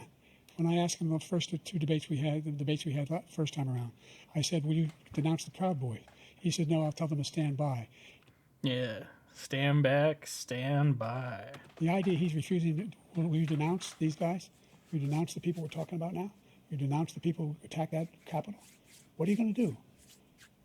I'm going to give you a minute, President Trump, for a follow-up question I have. After a jury convicted you of 34 felonies last month, you said if reelected, you would, quote, have every right to go after, unquote, your political opponents. You just talked about members of the Select Committee on January 6th going to jail. Your main political opponent is standing on stage with you tonight. Can you clarify exactly what it means about you feeling you have every right to go after your political opponents? Well, I said This is interesting. my retribution is going to be success. We're going to make this country successful again because right now it's a failing nation. My retribution is going to be a success. But when he talks about a convicted felon, his son is a convicted felon at a very high level. Oh, we got a nod from both of them. His son is convicted, going to be convicted probably Oh, and then a shake. numerous other times. Should have been convicted before, but his Justice Department let the statute of limitations lapse on the most important things. But he could be a convicted felon as soon as he gets out of office. Joe could be a convicted felon with all of the things that he's done. He's done horrible things. All of the death I mean, that's, yeah. Fact check, true. cause at the border, telling the Ukrainian people that we're going to want $1 billion or you change the prosecutor. Otherwise, you're not getting $1 billion. If I ever said that, that's quid pro quo. That we're not going to do anything. We're not going to give you $1 billion unless you change your prosecutor having to do with the son. This man is a criminal. This man, you're lucky. You're lucky. I did nothing wrong. We'd have a system that was rigged and disgusting. I did nothing wrong. Thank you, Well, I'd say the thing that you did wrong was you didn't just be like, oh, fuck yeah, I fuck Stormy Daniels. You would too, you pussy bitch.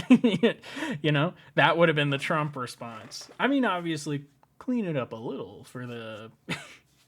but that's the response. Who knows? Maybe if he'd done that, he wouldn't have won. President Trump. But I President doubt Biden, it. you have said, I'm coming right to you, sir. You want to respond? Go ahead. I'll give you a minute to respond. The idea that Yeah. I did anything wrong relative to what you're talking about is outrageous. It's simply a lie, number one. Number two, the idea that you have a right to seek retribution against any American just because you're president is wrong. It's simply wrong. Well, I mean, yeah, it's wrong, but you can totally do it. I mean, what was that thing under Obama where he could just throw literally any American citizen in Guantanamo indefinitely without trial? Seems like you kind of do have the right to do whatever the fuck you want. Like, I don't No know. president's ever spoken like that before. No president in our history has spoken like that before. Number three, the crimes that you are still charged with. And think of all the civil penalties you have. How many billions of dollars do you owe in civil penalties for molesting a woman in public, for doing a whole range of things, of having sex with a porn star on the night while your wife was pregnant? I mean, Ooh. I didn't know the timeline details there. That's,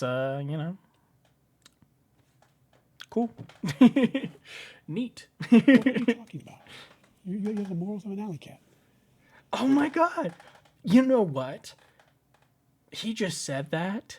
I had a teacher who said I had the morals of an alley cat. Indirectly, but he did say it, and he looked a lot like Joe. I'm seeing the parallels. Your man, sir? I didn't have sex with a porn star, number one.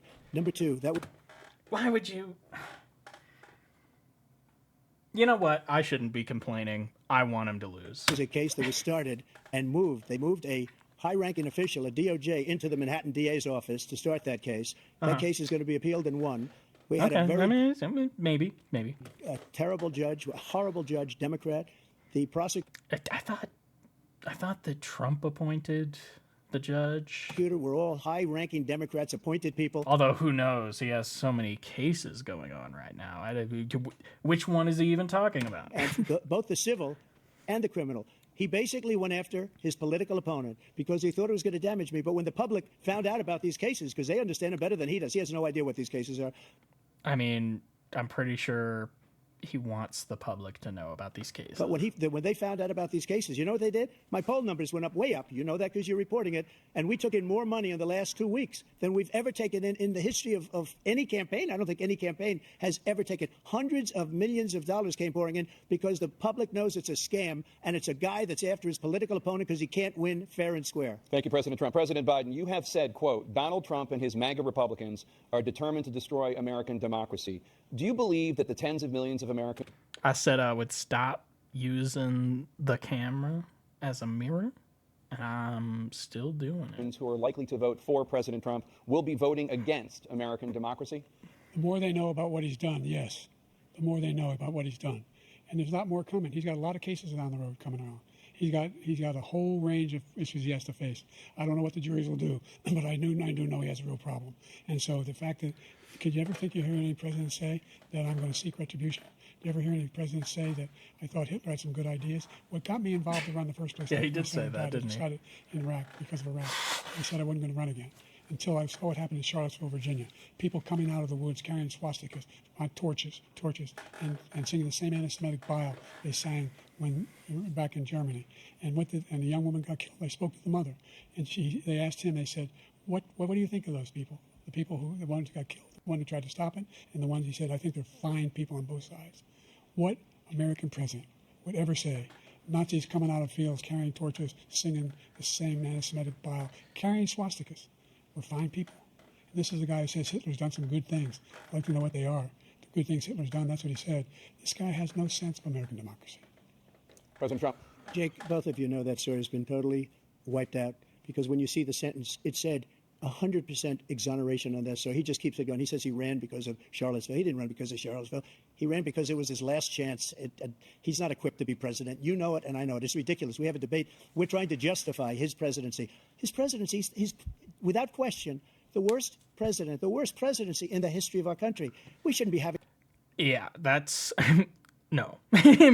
He's not good, but he isn't the worst. He's not even fucking close. Unfortunately. A debate about it. There's nothing to debate. He made up the Charlottesville story, and you'll see it's debunked all over the place. Every reasonable anchor has debunked it. And don't believe your lying just the other day it came eyes and your lying ears. Listen to me, President Trump. You know, out where it was fully debunked. It's a nonsense story. Debunked. He knows that, and he didn't run because of Charlottesville. He used that as an excuse to run. President Biden. And debunked. It happened. All you have to do is listen to what was said at the time. And the idea that somehow that's the only reason I ran because I was worried a guy like this guy could get elected. If he thought they were good people coming out of that forest, carrying those woods, carrying those torches, then he didn't deserve to be president. Didn't deserve to be president at all. And the idea that he's talking about all this being fabricated. We saw with our own eyes. We saw what happened on January 6th. Yeah, for those of you not in the loop, the Charlottesville shit definitely happened. He said there were fine people on both sides We saw the people breaking through the windows. because he knew that his base were like pro-Nazi. So he can't. I think at that point he really was just like, I can't condemn them, you know. Then whatever. At this point, I think he's a little more invested. We saw people occupying his own vice president. Look, there's a reason why 40 of his 44 top cabinet officers refused to endorse him this time. Yeah, pretty damning. His vice president hasn't endorsed him this time. Yeah. So why? Why? They know him well. They serve with him. Why are they not endorsing him? Thank you, President Biden. We're going to be right back with more from the CNN presidential debate. I don't know why I did that. Let's skip. My hair Presidential is debate live from Georgia. Let's talk about persistent challenges you both faced in your first terms, and you'd certainly face again in a second. How fucking long is this? Are they still talking? Oh my god, they are. Oh. President Biden, while black unemployment dropped to a record low under your presidency, black families still earn far less than white families. Black mothers are still 3 times more likely to die from pregnancy-related causes, and black Americans are imprisoned at 5 times the rate of white Americans. What do you say to black voters who are disappointed that you haven't made more progress? Yeah, that's... You know what? Actually, having it all laid out like that, because, I don't know, usually black issues... Well, actually, I say usually, but my political awakening was kind of when Obama was elected in... I was in 3rd grade. You know, that's when I became aware of politics. But... I remember a lot more talk about black issues, and this election cycle, not so much. It's about the economy, it's about the border, it's about foreign policy, it's about abortion. It's not about black issues. And so maybe I kind of see how black voters are drifting more towards Trump, because when neither of them are going to do anything, and for you specifically, and then the other one is actively doing something just unthinkably horrible over in Palestine, then it kind of makes that decision a little easier, I guess. Acknowledge they made a lot of progress, number one. The fact of the matter is there's more small black businesses that have been started than any time in history. Number two, the wages of black unemployment is the lowest level it's been in a long, long time. Number three, we're trying to provide housing for black Americans and dealing with the... Yeah. So he's got a list of bullshit policies he's not actually going to do. That exists among these corporate... And why is he whispering? Why? These corporate operations that collude to keep people out of their houses. In addition to that, we find that the impact on the choice that black families have to make relative to childcare. This is on 1.25. Jesus. Is incredibly difficult. When we did the first major piece of legislation in the past, I was able to reduce black child care costs. I cut them in half. Mm-hmm. We've got to make sure we provide for child care costs. We've got to make sure, because when you provide those child care protections, you increase economic growth because more people can be in the job market. So there's more to be done, considerably more to be done. But we've done it. Wow.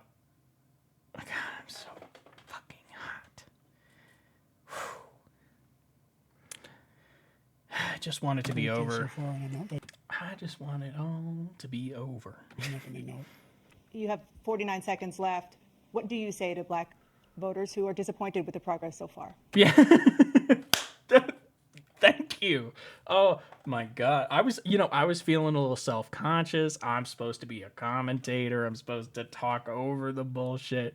But there was just so much bullshit there. There was no substance. What can I comment on? He isn't saying anything.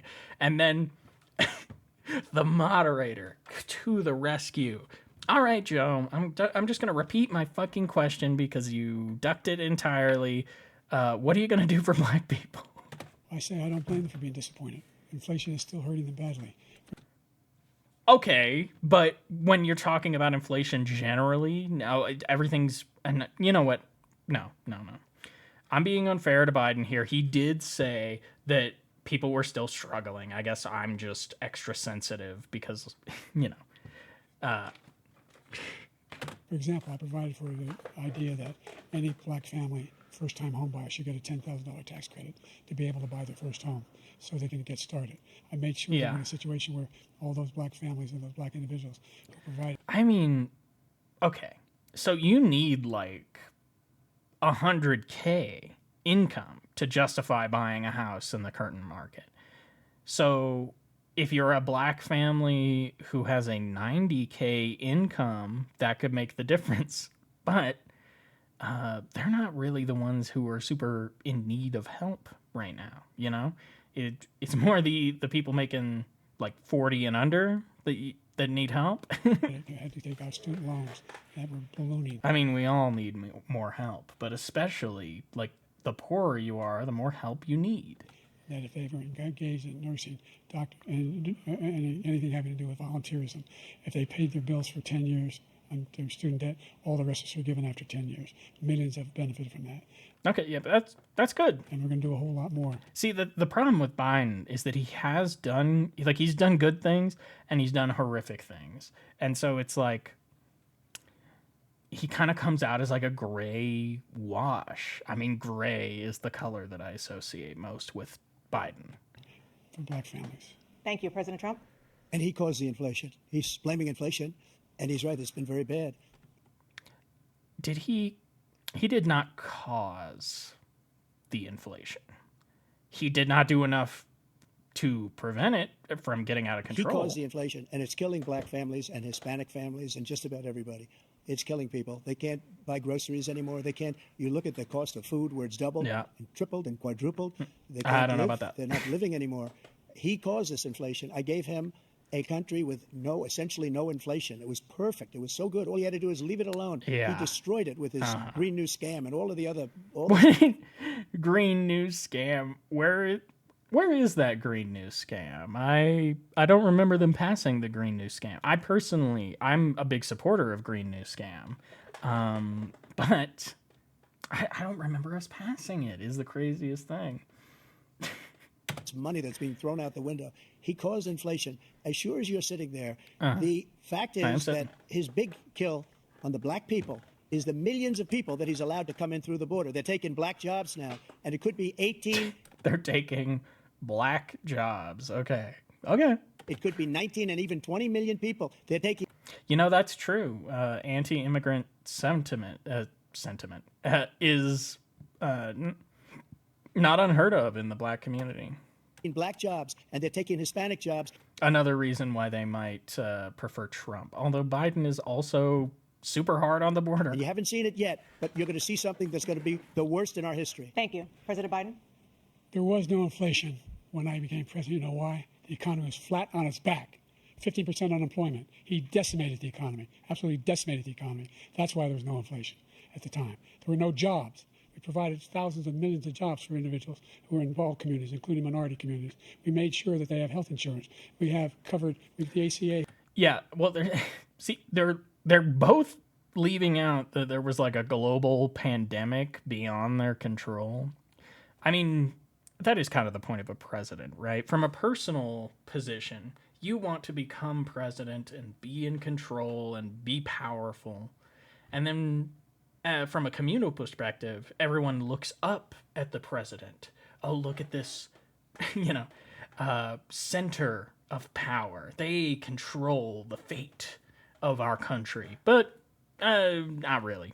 They can't stop people from sneezing and coughing at each other, as much as they might try. And so it's not either of their faults. Like, they both could have done better, obviously. But the reason the economy sucks right now is because we went through a fucking global pandemic.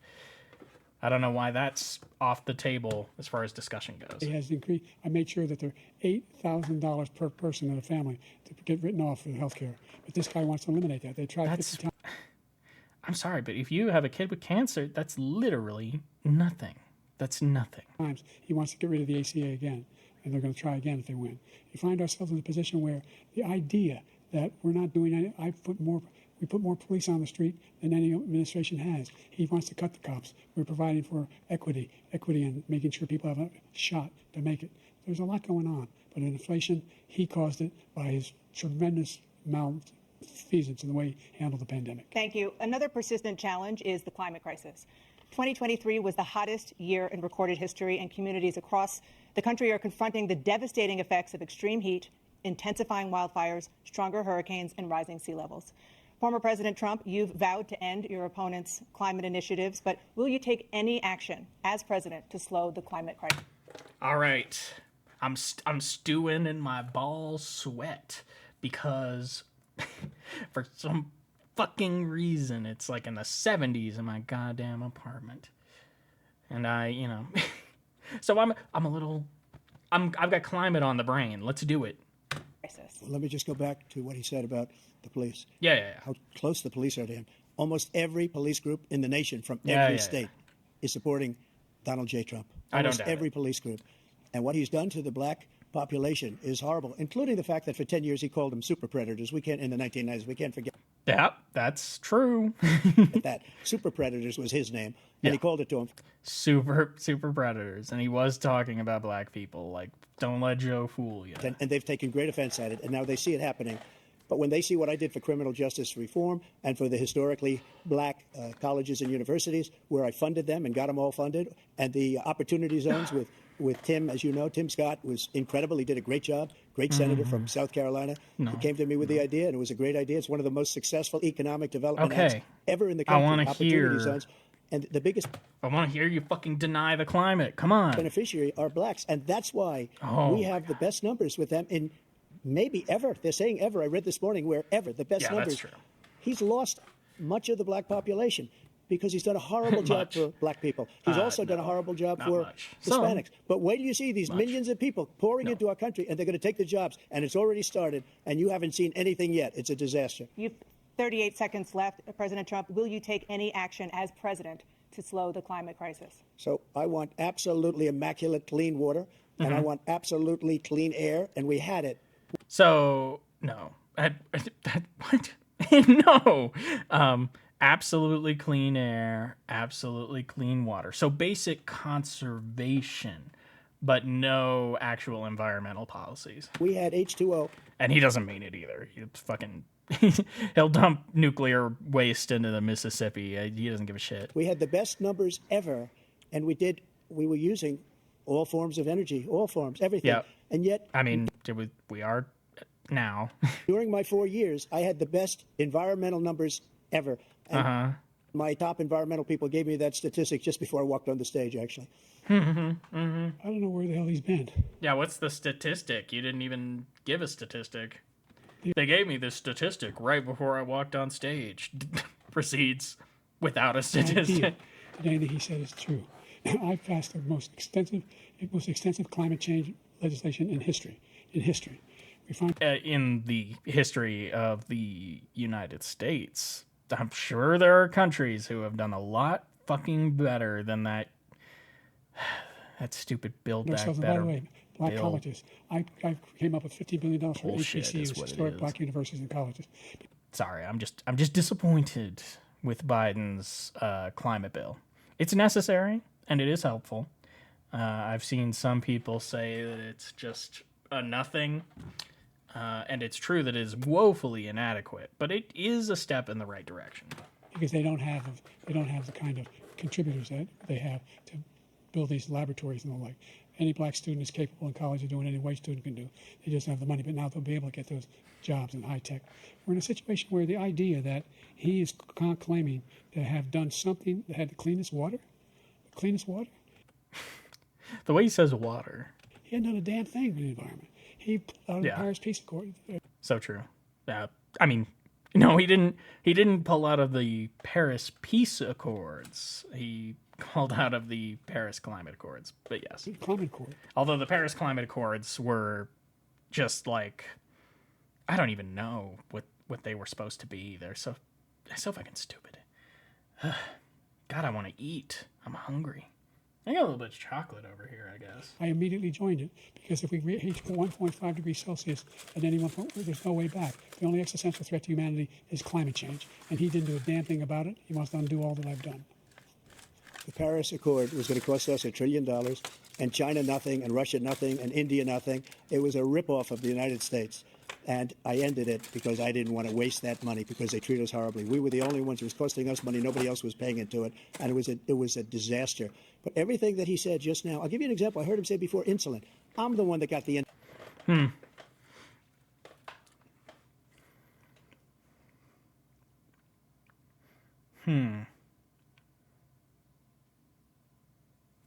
down for the seniors. I took care of the seniors. What he's doing is destroying all of our medical programs because the migrants coming in, they want everybody. And look, I don't know what to do with Trump. Like, it's an investment, numbnuts. Like, and yeah, we pay more because we lead the world. Like, he wants to lead, but he's too lazy to lead. He's too selfish to lead. Which I guess maybe that shouldn't be such a surprise coming from him. I have the biggest heart on the stage, I guarantee you that. And I want to take care of people. But we're destroying our country. They're taking over our schools, our hospitals, and they're going to be taking over Social Security. He is destroying Social Security, Medicare, and Medicaid. The idea is that we, in fact, we were the only ones of consequence who were not members of the Paris Accord. How can we do anything if we're not able to, the United States can't get its pollution under control? One of the largest polluters in the world, number one. We're making significant progress. By 2035, we will have cut pollution in half. We have made significant progress. Yeah, we are making progress. Slowly, but it does seem that eventually we will get on the right track. The worry for me is that things will collapse further before we can get on the right track, and we're just going to keep burning because it's the only kind of fuel that's available because things have just broken down, which I think is a real possibility. Maybe by the end of the decade, I don't know. That's a little soon. And we're continuing to make progress. We set up a climate corps where thousands of young people will learn how to deal with climate, just like the Peace Corps. And we're moving in directions that are going to significantly change the elements of cause of pollution. But the idea that he claims that he has the biggest heart up here and he's really concerned about pollution and about climate, I've not seen any indication of that. And by the way, with regard to prescription drugs, one company agreed that they would reduce the price to $35, which I was calling for, one, voluntarily. I made sure every company in the world, every pharmaceutical company, cannot have to pay. Thank you.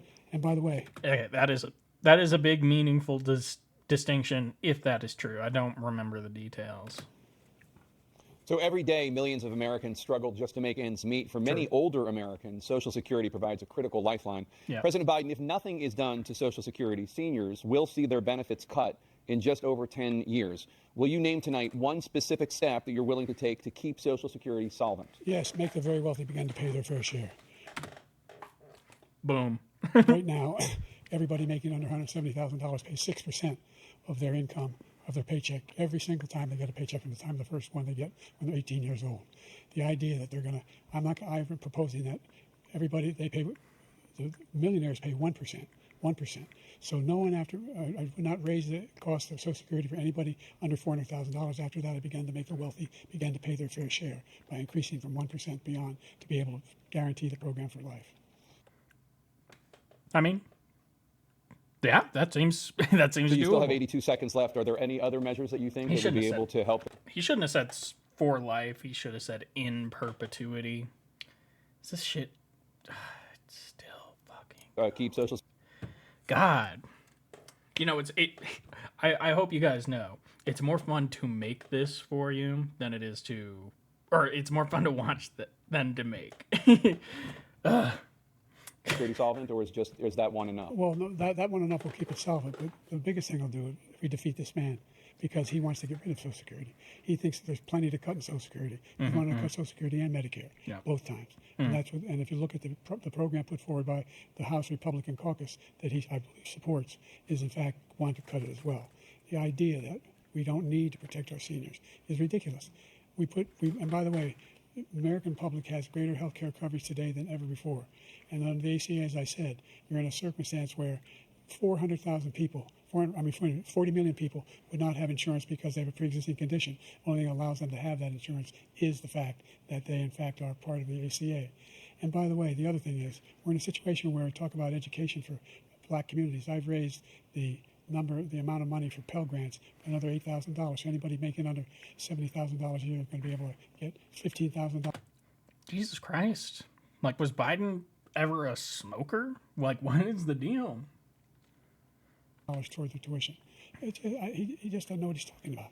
I don't, like, why did he lose his voice right before he went up on stage? Thank you, President Biden. President Trump. So I've dealt with politicians all my life. I've been on this side of the equation for the last 8 years. I've never seen anybody lie like this guy. He lies. I've never seen it. He can look you in the face. About so many other things, too. And we mentioned the laptop. We mentioned Russia, Ukraine. Everything he does is a lie. It's misinformation and disinformation. The losers and suckers story that he made up is a total lie on the military. It's I do appreciate our post-truth reality. I guess I was talking about this a little bit earlier, but it keeps you on your toes. Race. But Social Security, he's destroying it because millions of people are pouring into our country, and they're putting them onto Social Security. They're putting them onto Medicare, Medicaid. They're putting them in our hospitals. They're taking the place of our citizens. What they're doing to the VA, to our veterans, is unbelievable. Our veterans are living in the street, and these people are living in luxury hotels. He doesn't know what he's doing, and it's really coming back. I've never seen such anger in our country before. President Biden. The idea that veterans are not being taken care of, I told you before. And by the way, when I said suckers and losers, he acknowledged after that he fired that general. That general got fired because he's the one that acknowledged that that's what he said. He was the one standing with Trump when he said it, number one. Number two, the idea that we're going to be in a situation where all these millions and millions, the way he talks about it, illegal aliens are coming into the country and taking away our jobs. There's a reason why we have the fastest growing economy in the world, the reason why we have the most successful economy in the world. We're doing better than any other nation in the world.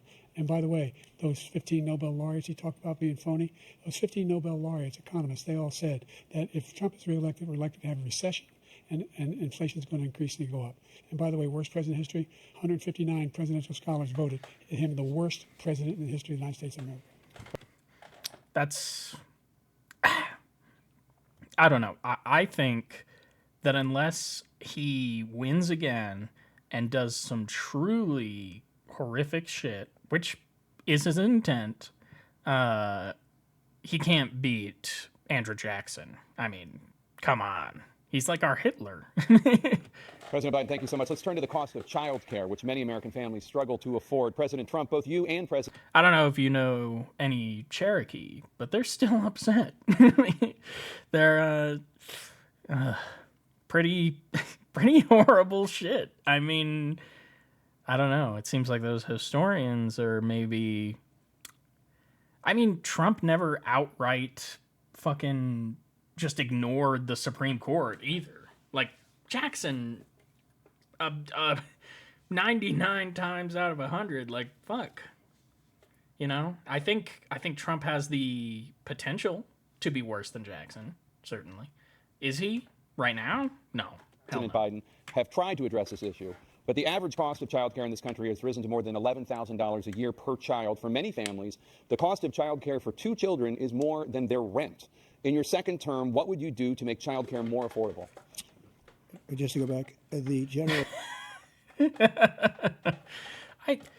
Why do we need moderators? Just let them talk. He got fired because he was no good. Do we, sit them down at a table, no moderation, speak. And if he said that, that's why he made it up. But we have 19 people that said I did.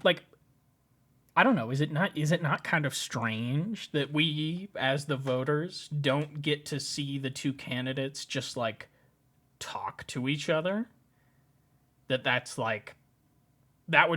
would be very strange if that were to happen. And I think the fact that it would be strange is in itself strange. That's unusual. I don't like it. Didn't say it, and they're very highly... Also, what is up with Trump's weird ass tie? Why is this? I don't know. It's so bulbous. He's got something stuffed in there. I don't know. Much more so than him. The other thing is, he doesn't fire people. He Yeah. never fired people. I've never seen him fire anybody. I did fire a lot. I fired Comey because he was no good. I fired a lot of the top people at the FBI, drained the swamp. I'm sure Biden, over the course of his career, has let someone go. They were no pretty good. sure. Not easy to fire people. You'd pay a price for it, but they were no good. I inherited these people. I didn't put Comey there. He was no good. I fired him. This guy hasn't fired anybody. He never fires. He should have fired every military man that was involved with the Afghanistan horror show, the most embarrassing moment in the history of our country. He didn't fire. Did you fire anybody? Did you fire anybody that's on the border that's allowed us to have the worst border in the history of the world? Did anybody get fired? Again, with the post-truth, just like the border's more locked down than it's pretty much ever been. I mean, For allowing 18 million people, many from prisons, many from mental institutions. he's just making shit up. I love it. Did you fire anybody that allowed our country to be destroyed? Joe, our country is being destroyed as you and I sit up here and waste a lot of time on this debate. This shouldn't be a debate. He is the worst president. He just said about me because I said it. But look, he's the worst president in the history of our country. He's destroyed our country. Now all of a sudden he's trying to get a little tough on the border. He came out with a nothing deal, and it reduced it a little bit, like this much. It's insignificant. He wants open borders. He wants our country to either be destroyed or he wants to pick up those people as voters. And I don't think we just can't let it happen. If he wins this election, our country doesn't have a chance, not even a chance, of coming out of this rut. We probably won't have a country left anymore. That's how bad it is. He is the worst in history by far. Thank you, President Trump. President Biden? We are the most admired country in the world. We're the United States of America. Well, admired. The most admired country. Maybe, actually. Maybe. I was going to say most envied, certainly. Admired. Who's more admired? Who's everyone's favorite country? The Swiss are kind of coming to mind, but no. Yeah. No, maybe we are the most admired. I don't know. It's always weird as an American sort of confronting that kind of thing. I don't know. It's strange to me that I don't know. It's weird. It's weird to be in this position as a citizen of the most powerful empire in the world. It's interesting. It's a privilege, and I want to attract an international audience, and if you are from out of the States and you're watching, I don't know. I want you to know that I know how lucky I am, and I don't want to waste it, especially when it comes to our place on the world stage. I think we're at risk of losing our position as top dog, and I don't know. That's not the future I want for America. There's nothing beyond our capacity. We have the finest military in the history of the world. Oh yeah? Well then why don't we have a fucking base on the moon already, huh? Where's our Venusian cloud cities and our Martian fucking lava tubes? I don't know. Probably lava tubes on the moon and cloud cities on Venus, and then we'll just dome over Valles Marineris. Boom. The finest in the history of the world. No one thinks we're weak. No one wants to Easy peasy. screw around with us. Nobody. Number one. Number two, the idea. I wonder if they're even going to mention space exploration. People never mention space exploration in debates. That we're talking about worst presidents. I wasn't joking. Look it up. Go online. Yeah. 150 I'm sure there's some study where a bunch of myopic historians listed him as the worst. No. 59 or 58, don't hold me the exact number, presidential historians, they've had meetings and they voted who's the worst president in American history, best to worst. They said he was the worst in all of American history. That's a fact. That's not conjecture. He can argue the wrong. It's a fact that happened, but it isn't a fact that he's the worst. But that's what they voted. The idea that he is doing anything to You said it too. deal with child care He did for virtually nothing to child care. We should significantly increase the child care tax credit. We should significantly increase the availability of women and men or single parents to be able to go back to work. And we should encourage businesses to have Thank you, President child care Biden. facilities. President Trump, the question was about what would you do to make child care more affordable, if you want to take a minute. Just so you understand, we have polling, we have other things that they rate him the worst because what he's done is so bad. They rate me. I'll show you. I will show you. And they rate me one of the best. Okay. And if I'm given another 4 years, I will be the best. I think I'll be the best. Nobody's ever created a Congress. He wants to raise everybody's taxes by 4 times. He wants the Trump tax cuts to expire. So everybody, including the two of you, are going to pay 4 to 5 times. Nobody ever heard of this before. All my life, I'd grow up and I'd see. Trying to win over the moderators. That's interesting. Trump really does have trouble functioning without an audience. Politicians talking about cutting taxes. When we cut taxes, as I said, we did more business. Apple and all these companies, they were bringing money back into our country. The worst president in history by far, and everybody knows it. President Biden? Look, the fact of the matter is that he's dead wrong about. He's increased the tariff. He will increase the taxes on middle-class people. I said I'd never raise the tax on anybody making less than $400,000. I didn't. But this tariff is 10% tariffs. Everything coming in the country, you know what the economists say? That's going to cost the average American $2,500 a year more because they're going to have to pay the difference in food and all the things that we're importing. Number two, he's in a situation where he talks about how he has not raised, he's somehow helped the middle class. The middle class have been devastated by you. Now you want a new tax cut of $5 trillion over the next 10 years, which is going to fundamentally bankrupt the country. You have the largest deficit of any president in American history, number one. Number two, you have not, in fact, made any contact, any progress with China. We are the lowest trade deficit with China since 2010. Thank you, President Biden. Thank you, President Biden. Let's discuss an epidemic impacting millions of Americans that both of you have made a top priority in your first term, the opioid crisis. And for both of you, the number of overdose deaths in this country has gone up under.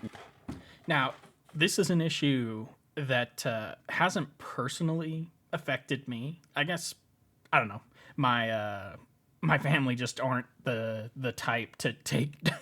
They don't trust doctors. So I don't actually know anyone who's been affected by the fentanyl crisis. I'm kind of surprised it made it into the debate, honestly. That's an interesting question. Your term, it went up. Under your term, it has gone up. Former President Trump, despite the efforts that both of you have made, more than 100,000 Americans are dying from overdoses every year, primarily from fentanyl and other opioids. What will you do to help Americans right now in the throes of addiction who are struggling to get the treatment they need? To finish up, we now have the largest deficit in the history of our country under this guy. We have the largest deficit with China. He gets paid by China. He's a Manchurian candidate. He gets money from China. So I think he's afraid to deal with them or something. But do you notice he never took out my tariffs because we bring in so much money with the tariffs that I imposed on China. He never took them away. He can't because it's too much money. It's tremendous. And we saved our steel industries, and there was more to come. But he hasn't done that. But he hasn't cut the tariffs because he can't, because it's too much money. But he's got the largest deficit in the history of our country, and he's got the worst situation with China. China's going to own us if you keep allowing them to do what they're doing to us as a country. You know what? What did I expect? They weren't. Who cares about the fentanyl, right? They are killing us. Who cares about the opioid crisis? Country, Joe, and you can't let that happen. You're destroying our country. So, President Trump, you have 67 seconds left. The question was, what are you going to do to help Americans in the throes of addiction right now who are struggling to get the treatment they need? Jake, we were doing very well at addiction until the COVID came along. We had the 2.5, almost 3 years of like nobody's ever had before, any country, in every way. And then we had to get tough. And it was in every country. The drugs pouring across the border it started to increase. Across the border. You know where they're pouring out from? These, out of doctors' prescription pads. We need to secure these prescription pads. They're just great equipment. We bought the certain dog that's the most. Although not so much these days. I guess that's fair. But it is how it started. The fentanyl crisis started with doctors being bribed and overprescribing. But whatever. Incredible thing that you've ever seen, the way they can spot it. We did a lot, and we were getting very low numbers, very, very low numbers. Then he came along. The numbers, have you seen the numbers now? It's not only the 18 million people that I believe is even low because the gotaways, they don't even talk about gotaways. But the numbers of the amount of drugs and human trafficking in women coming across our border, the worst thing I've ever seen. at numbers that nobody's ever seen under him because the border's so bad. Yeah. But the number of drugs coming across our border now is the largest we've ever had by far. President Trump, thank you. President Biden? Fentanyl and the byproducts of fentanyl went down for a while. And I wanted to make sure we use the machinery that can detect fentanyl, these big machines that roll over everything that comes across the border. And it costs a lot of money. That was part of this deal we put together, this bipartisan deal. More fentanyl machines, more be able to detect drugs, more numbers of agents, more numbers of all the people. Yeah, and see, I just wish that we could have a candidate here who could push back and be like, open borders are good, actually. You know, some kind of left thing in the United States. I know that's a crazy, wild, out there concept, but I don't know. It's just so depressing that the fact that like an issue I care about comes up and they're fighting over how wrong they can be on it. Like, where's my guy? You know? And when we had that deal done, he called his Republican colleagues and said, "Don't do it. It's going to hurt me politically." No, he never argued it's not a good bill. It's a really good bill. We need those machines. We need those machines, and we're coming down. Yes, we need the fentanyl detection machines. You know, here's a crazy idea. Maybe you should construct a government in such a way that the people who live underneath it don't feel the need to numb themselves from their horrible existence with fentanyl. I don't know. I think it might be worth a try. Very hard in every country in Asia in terms of precursors for fentanyl, and Mexico is working with us to make sure they don't have the technology to be able to put it together. Yeah. That's what we have to do. We need those machines. Wait. Okay. President Biden, President Trump, and again, the question is about Americans in the throes of addiction right now, Yeah. struggling to get the treatment they need. Come on, Trump. Because this does pertain to it. He ended Remain in Mexico. He ended catch and release. I made it catch and release in Mexico, not catch and release here. We had so many things that we had done, hard negotiations with Mexico, and I got it all for nothing. It's just like when you have a hostage. We always pay $6 billion for a hostage. Every time we say a hostage. Now we have a hostage, a Wall Street Journal reporter, I think a good guy, and he's over there because Putin is laughing at this guy, probably asking for billions of dollars for the reporter. I will have him out very quickly as soon as I take office. Before I take office, I said by literally as soon as I win the election, I will have that reporter out. He should have had him out a long time ago, but Putin's probably asking for billions and billions. Yeah. I don't remember where, but Trump did say that he would get this journalist out before he was put into office. It wouldn't be a substantial accomplishment, but it would be a very impressive one that he could show around. He's like, hey, I did this before I was even in office. It'd be an interesting bragging right, but that's kind of a digression because that's not going to happen. Dollars because this guy pays it every time. We had two cases where we paid $6 billion for 5 people. I got 58 people out, and I paid essentially nothing. Thank you, President Trump. Dana? Let's turn to concerns that voters have about each of you. President Biden, you would be 86 at the end of your second term. How do you address concerns about your capability to handle the toughest job in the world well into your 80s? Well, first Okay. of all, Another one I'm kind of surprised to see CNN bring up. spent half my career being criticized as being the youngest person in politics. I was the second youngest person. Yeah, but that's a good thing. And those people who were criticizing you were wrong. Ever elected to the United States Senate, and now I'm the oldest. This guy's 3 years younger and a lot less competent. I think that just look at the record. Look at what I've done. Look how I've turned around the horrible situation he left me. As I said, 50 million new jobs. Yeah, I mean, I don't know. The country didn't collapse. That's big points for you there. But I don't know. Is it so much to ask for someone with a vision, for someone who actually wants to change things? I don't know. I'm crazy, like, well, you know. 800,000 manufacturing jobs, more investment in America, over billions of dollars in private investment in enterprises that we are growing. By the way, we brought off a lot of people. Well, the whole idea of computer chips. We used to have 40% of the market. We invented those chips, and we lost it because he was sending people to find the cheapest jobs overseas and to bring home a product. So I went to South Korea. I convinced Samsung to invest billions of dollars here in the United States. And guess what? Those fabs, they call them, to build these chips. I gotta say, you are not convincing me that you were not too old. Like, Jesus Christ, you're putting me to sleep, Joe. Like, what is this shit? What is? Ugh. Those fabs pay over $100,000. You don't need a college degree for them. And there's billions, about $40 billion already being invested and being built right now in the United States, creating significant jobs for Americans from all over the world. President Biden, you have 40 seconds left. Would you like to add anything? Yeah, I would. The idea that somehow we are this failing country. I never heard a president talk like this before. We're the envy of the world. Name me a single major country president who wouldn't trade places with the United States of America for all our problems and all our opportunities. We're the most progressive country in the world in getting things done. We're the strongest country in the world. We're a country in the world who keeps our word, and everybody trusts us, all of our allies. I mean, do they trust us or do they fear us? I mean, I don't. If I was French, I would not trust the Americans to protect me, but I would be afraid that they would invade me if I didn't cozy up to them. But of course, maybe we shouldn't be wasting our time fucking agonizing over the thoughts of a hypothetical Frenchman. And those who he cuddles up to, from Kim Jong-un, he sends love letters to, and Putin, etc., they don't want to screw around with us.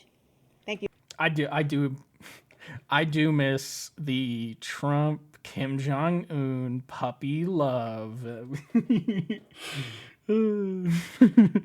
That was a nice part of Trump's fucking term, was the love letters. Former President Trump, to follow up, you would be 82 at the end of your second term. What do you say to voters who have concerns about your capabilities to serve? Yeah, it's Trump. Well, I took 2 tests, cognitive tests. I aced them. Both of them, as you know. We made it ace the cognitive tests. public. He took none. I'd like to see him take one, just one. Yeah, me too. A real easy one. Like, go through the first 5 questions. He couldn't do it. But I took 2 cognitive tests. I took physical exams every year. And, we knock on wood wherever we may have wood, that I'm in very good health. I just won. Wherever we may have wood, that's we knock on wood wherever we may have wood. I think I'll steal that. 2 club championships, not even senior. 2 regular club championships. To do that, you have to be quite smart, and you have to be able to hit the ball a long way. And I do it. He doesn't do it. He can't hit a ball 50 yards. He challenged me to a golf match. He can't hit a ball 50 yards.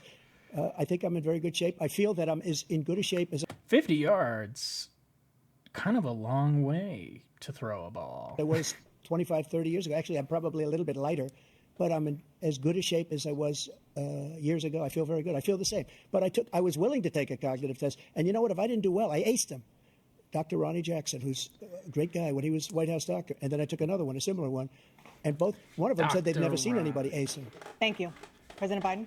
Yeah, you can see he is 6'5" and only 223 pounds, or 235 pounds. Well, you said 6'4", 200. Well, anyway, that's what anyway, just take a look at what he says he is. Take a look at what he is. Look, I'd be happy to have a driving contest with him. I got my handicap, which when I was vice president, down to a 6. But by the way, I told you before, I'm happy to play golf if you carry your own bag. Think you can do it? That's the biggest liability. He's a 6 handicap of all.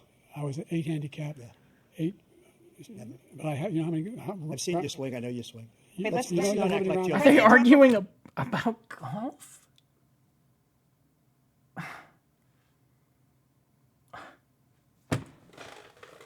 Let's not act like children. Specific concern that voters have about you. Will you pledge tonight that once all legal challenges have been exhausted, that you will accept the results of this election, regardless of who wins, and you will say right now that political violence in any form is unacceptable? Well, I shouldn't have to say that, but of course I believe that. It's totally unacceptable. And if you would see my statements that I made on Twitter at the time, And also my statement that I made in the Rose Garden, you would say is one of the strongest statements you've ever seen. In addition to the speech I made in front of, I believe, the largest crowd I've ever spoken to. And I will tell you, nobody ever talks about that. They talk about a relatively small number of people that went to the Capitol and in many cases were ushered in by the police. And as Nancy Pelosi said, it was her responsibility, not mine. She said that loud and clear. But the answer is, if the election is fair, free, and I want that more than anybody. And I'll tell you something. I wish he was a great president, because I wouldn't be here right now. I'd be at one of my many places enjoying myself. I wouldn't be under indictment because I wouldn't have been his political opponent, because he indicted me because I was his opponent. I wish he was a great president. This is old. This is so stale. God. Why are we like this? Why does our country have to be like this? I would rather have that. I wouldn't be here. I don't mind being here. The only reason I'm here is he's so bad as a president that I'm going to make America great again. We're going to make America great again. We're a failing nation right now. We're a seriously failing nation.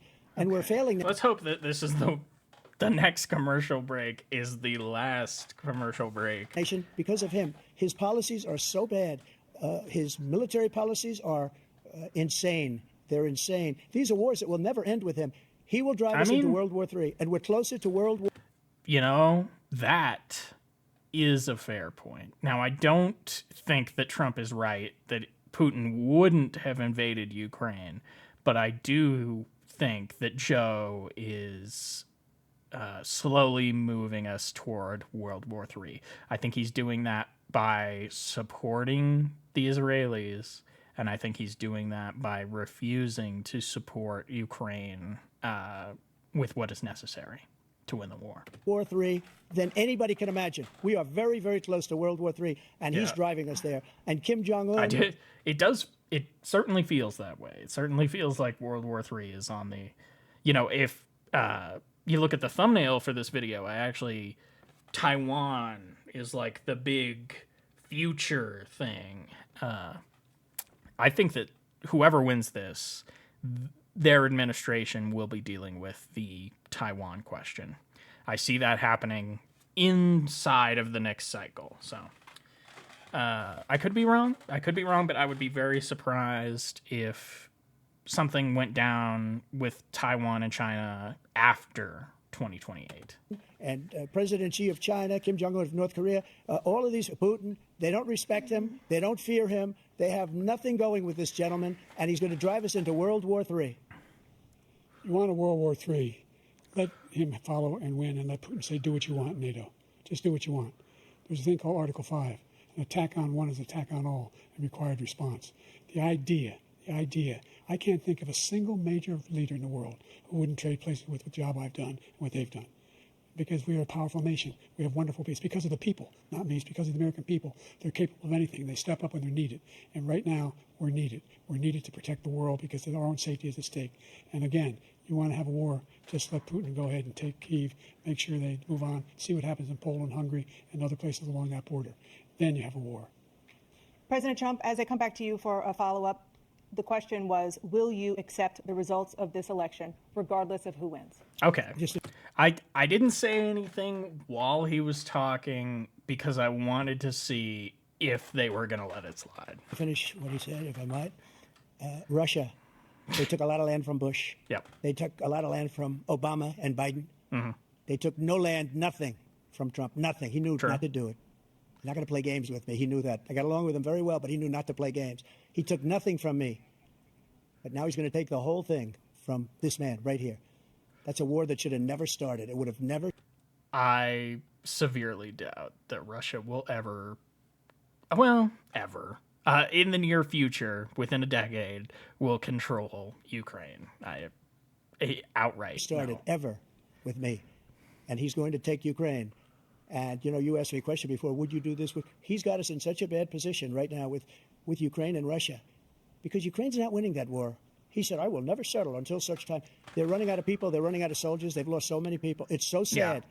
They've lost so many people. We should have given them more weapons right at the beginning. Right at the beginning. And then that way we wouldn't...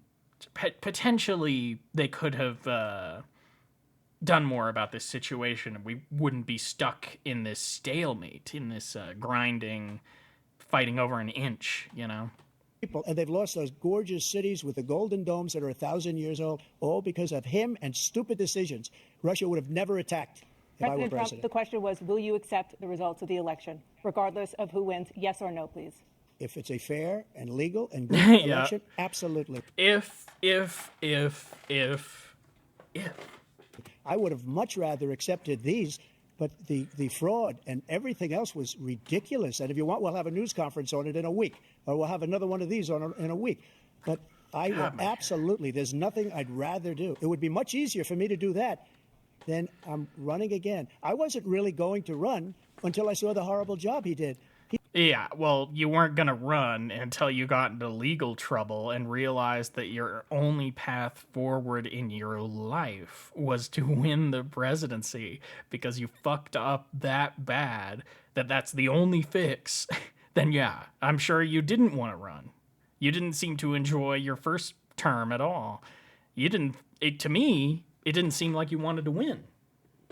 He's destroying our country. I would be very happy to be someplace else, in a nice location someplace. And Yeah. again, no indictments, no political opponent stuff, because it's the only way he thinks he can win. But unfortunately, it's driven up my numbers and driven them up to a very high level because the people understand it. Let's see what your numbers are when this election is over. Let's see. You're a whiner. When you lost the first time, you continued, you appealed and appealed to courts all across the country. Not one single court in America said any of your claims had any merit, state Yeah. or local, none. But you continue to provoke this lie about somehow there's all this misrepresentation, all this stealing. There is no evidence of that at all.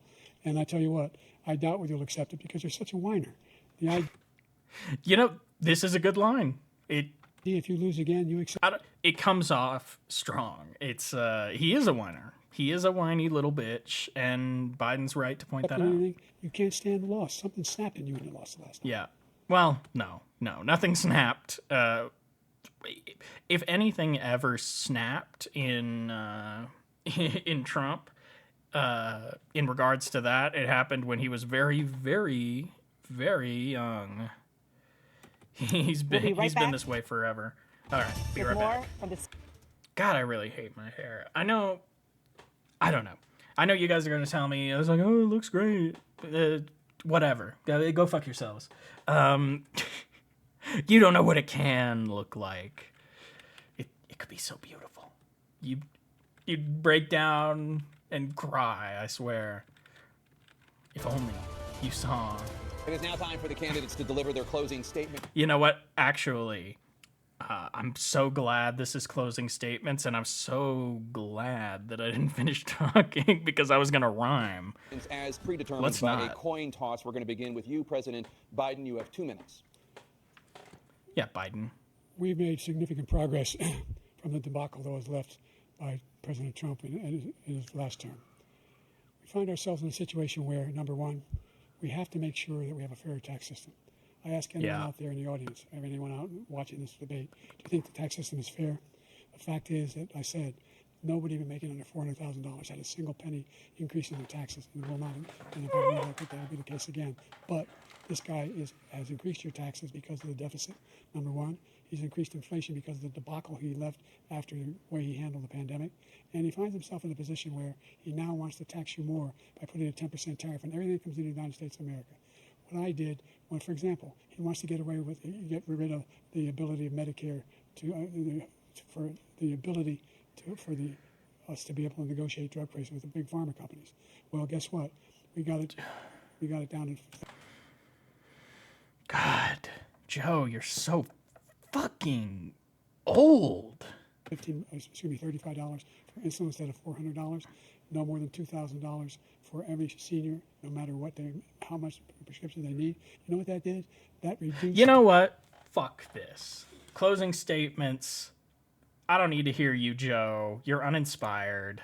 Trump. He doesn't do anything. He doesn't do. All he does is make our country unsafe by allowing millions and millions of people to pour in.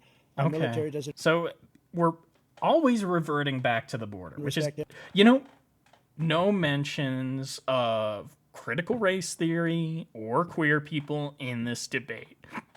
Good sign. We looked like fools in Afghanistan. We didn't stop course, I I don't want us to massacre migrants either. So silver linings. Israel, it was such a horrible thing that would have never happened. It should have never happened. Iran was broke. Anybody that did business with Iran, including China, You're they couldn't carry no more. great. You're a They have to businessman. keep- You're the keep it fucking rating of shit. great again. Okay. So they're both pretty uninspired closing statements. All right. Well, this has been the Appleby Hour. I have been Appleby. Thank you for watching. I don't know. Do the YouTube things, force your friends to watch me at gunpoint, break into their phones and subscribe for me. If you're ever on their accounts, make sure to watch all my videos. Tie your grandmother to a chair and clamp her eyes open so that she can see this video. What else do YouTubers ask their audience to do? Oh, I don't know. I don't have it set up yet, but give me money. No, thank you for watching. Leave a comment. Whatever. You get it. Bye.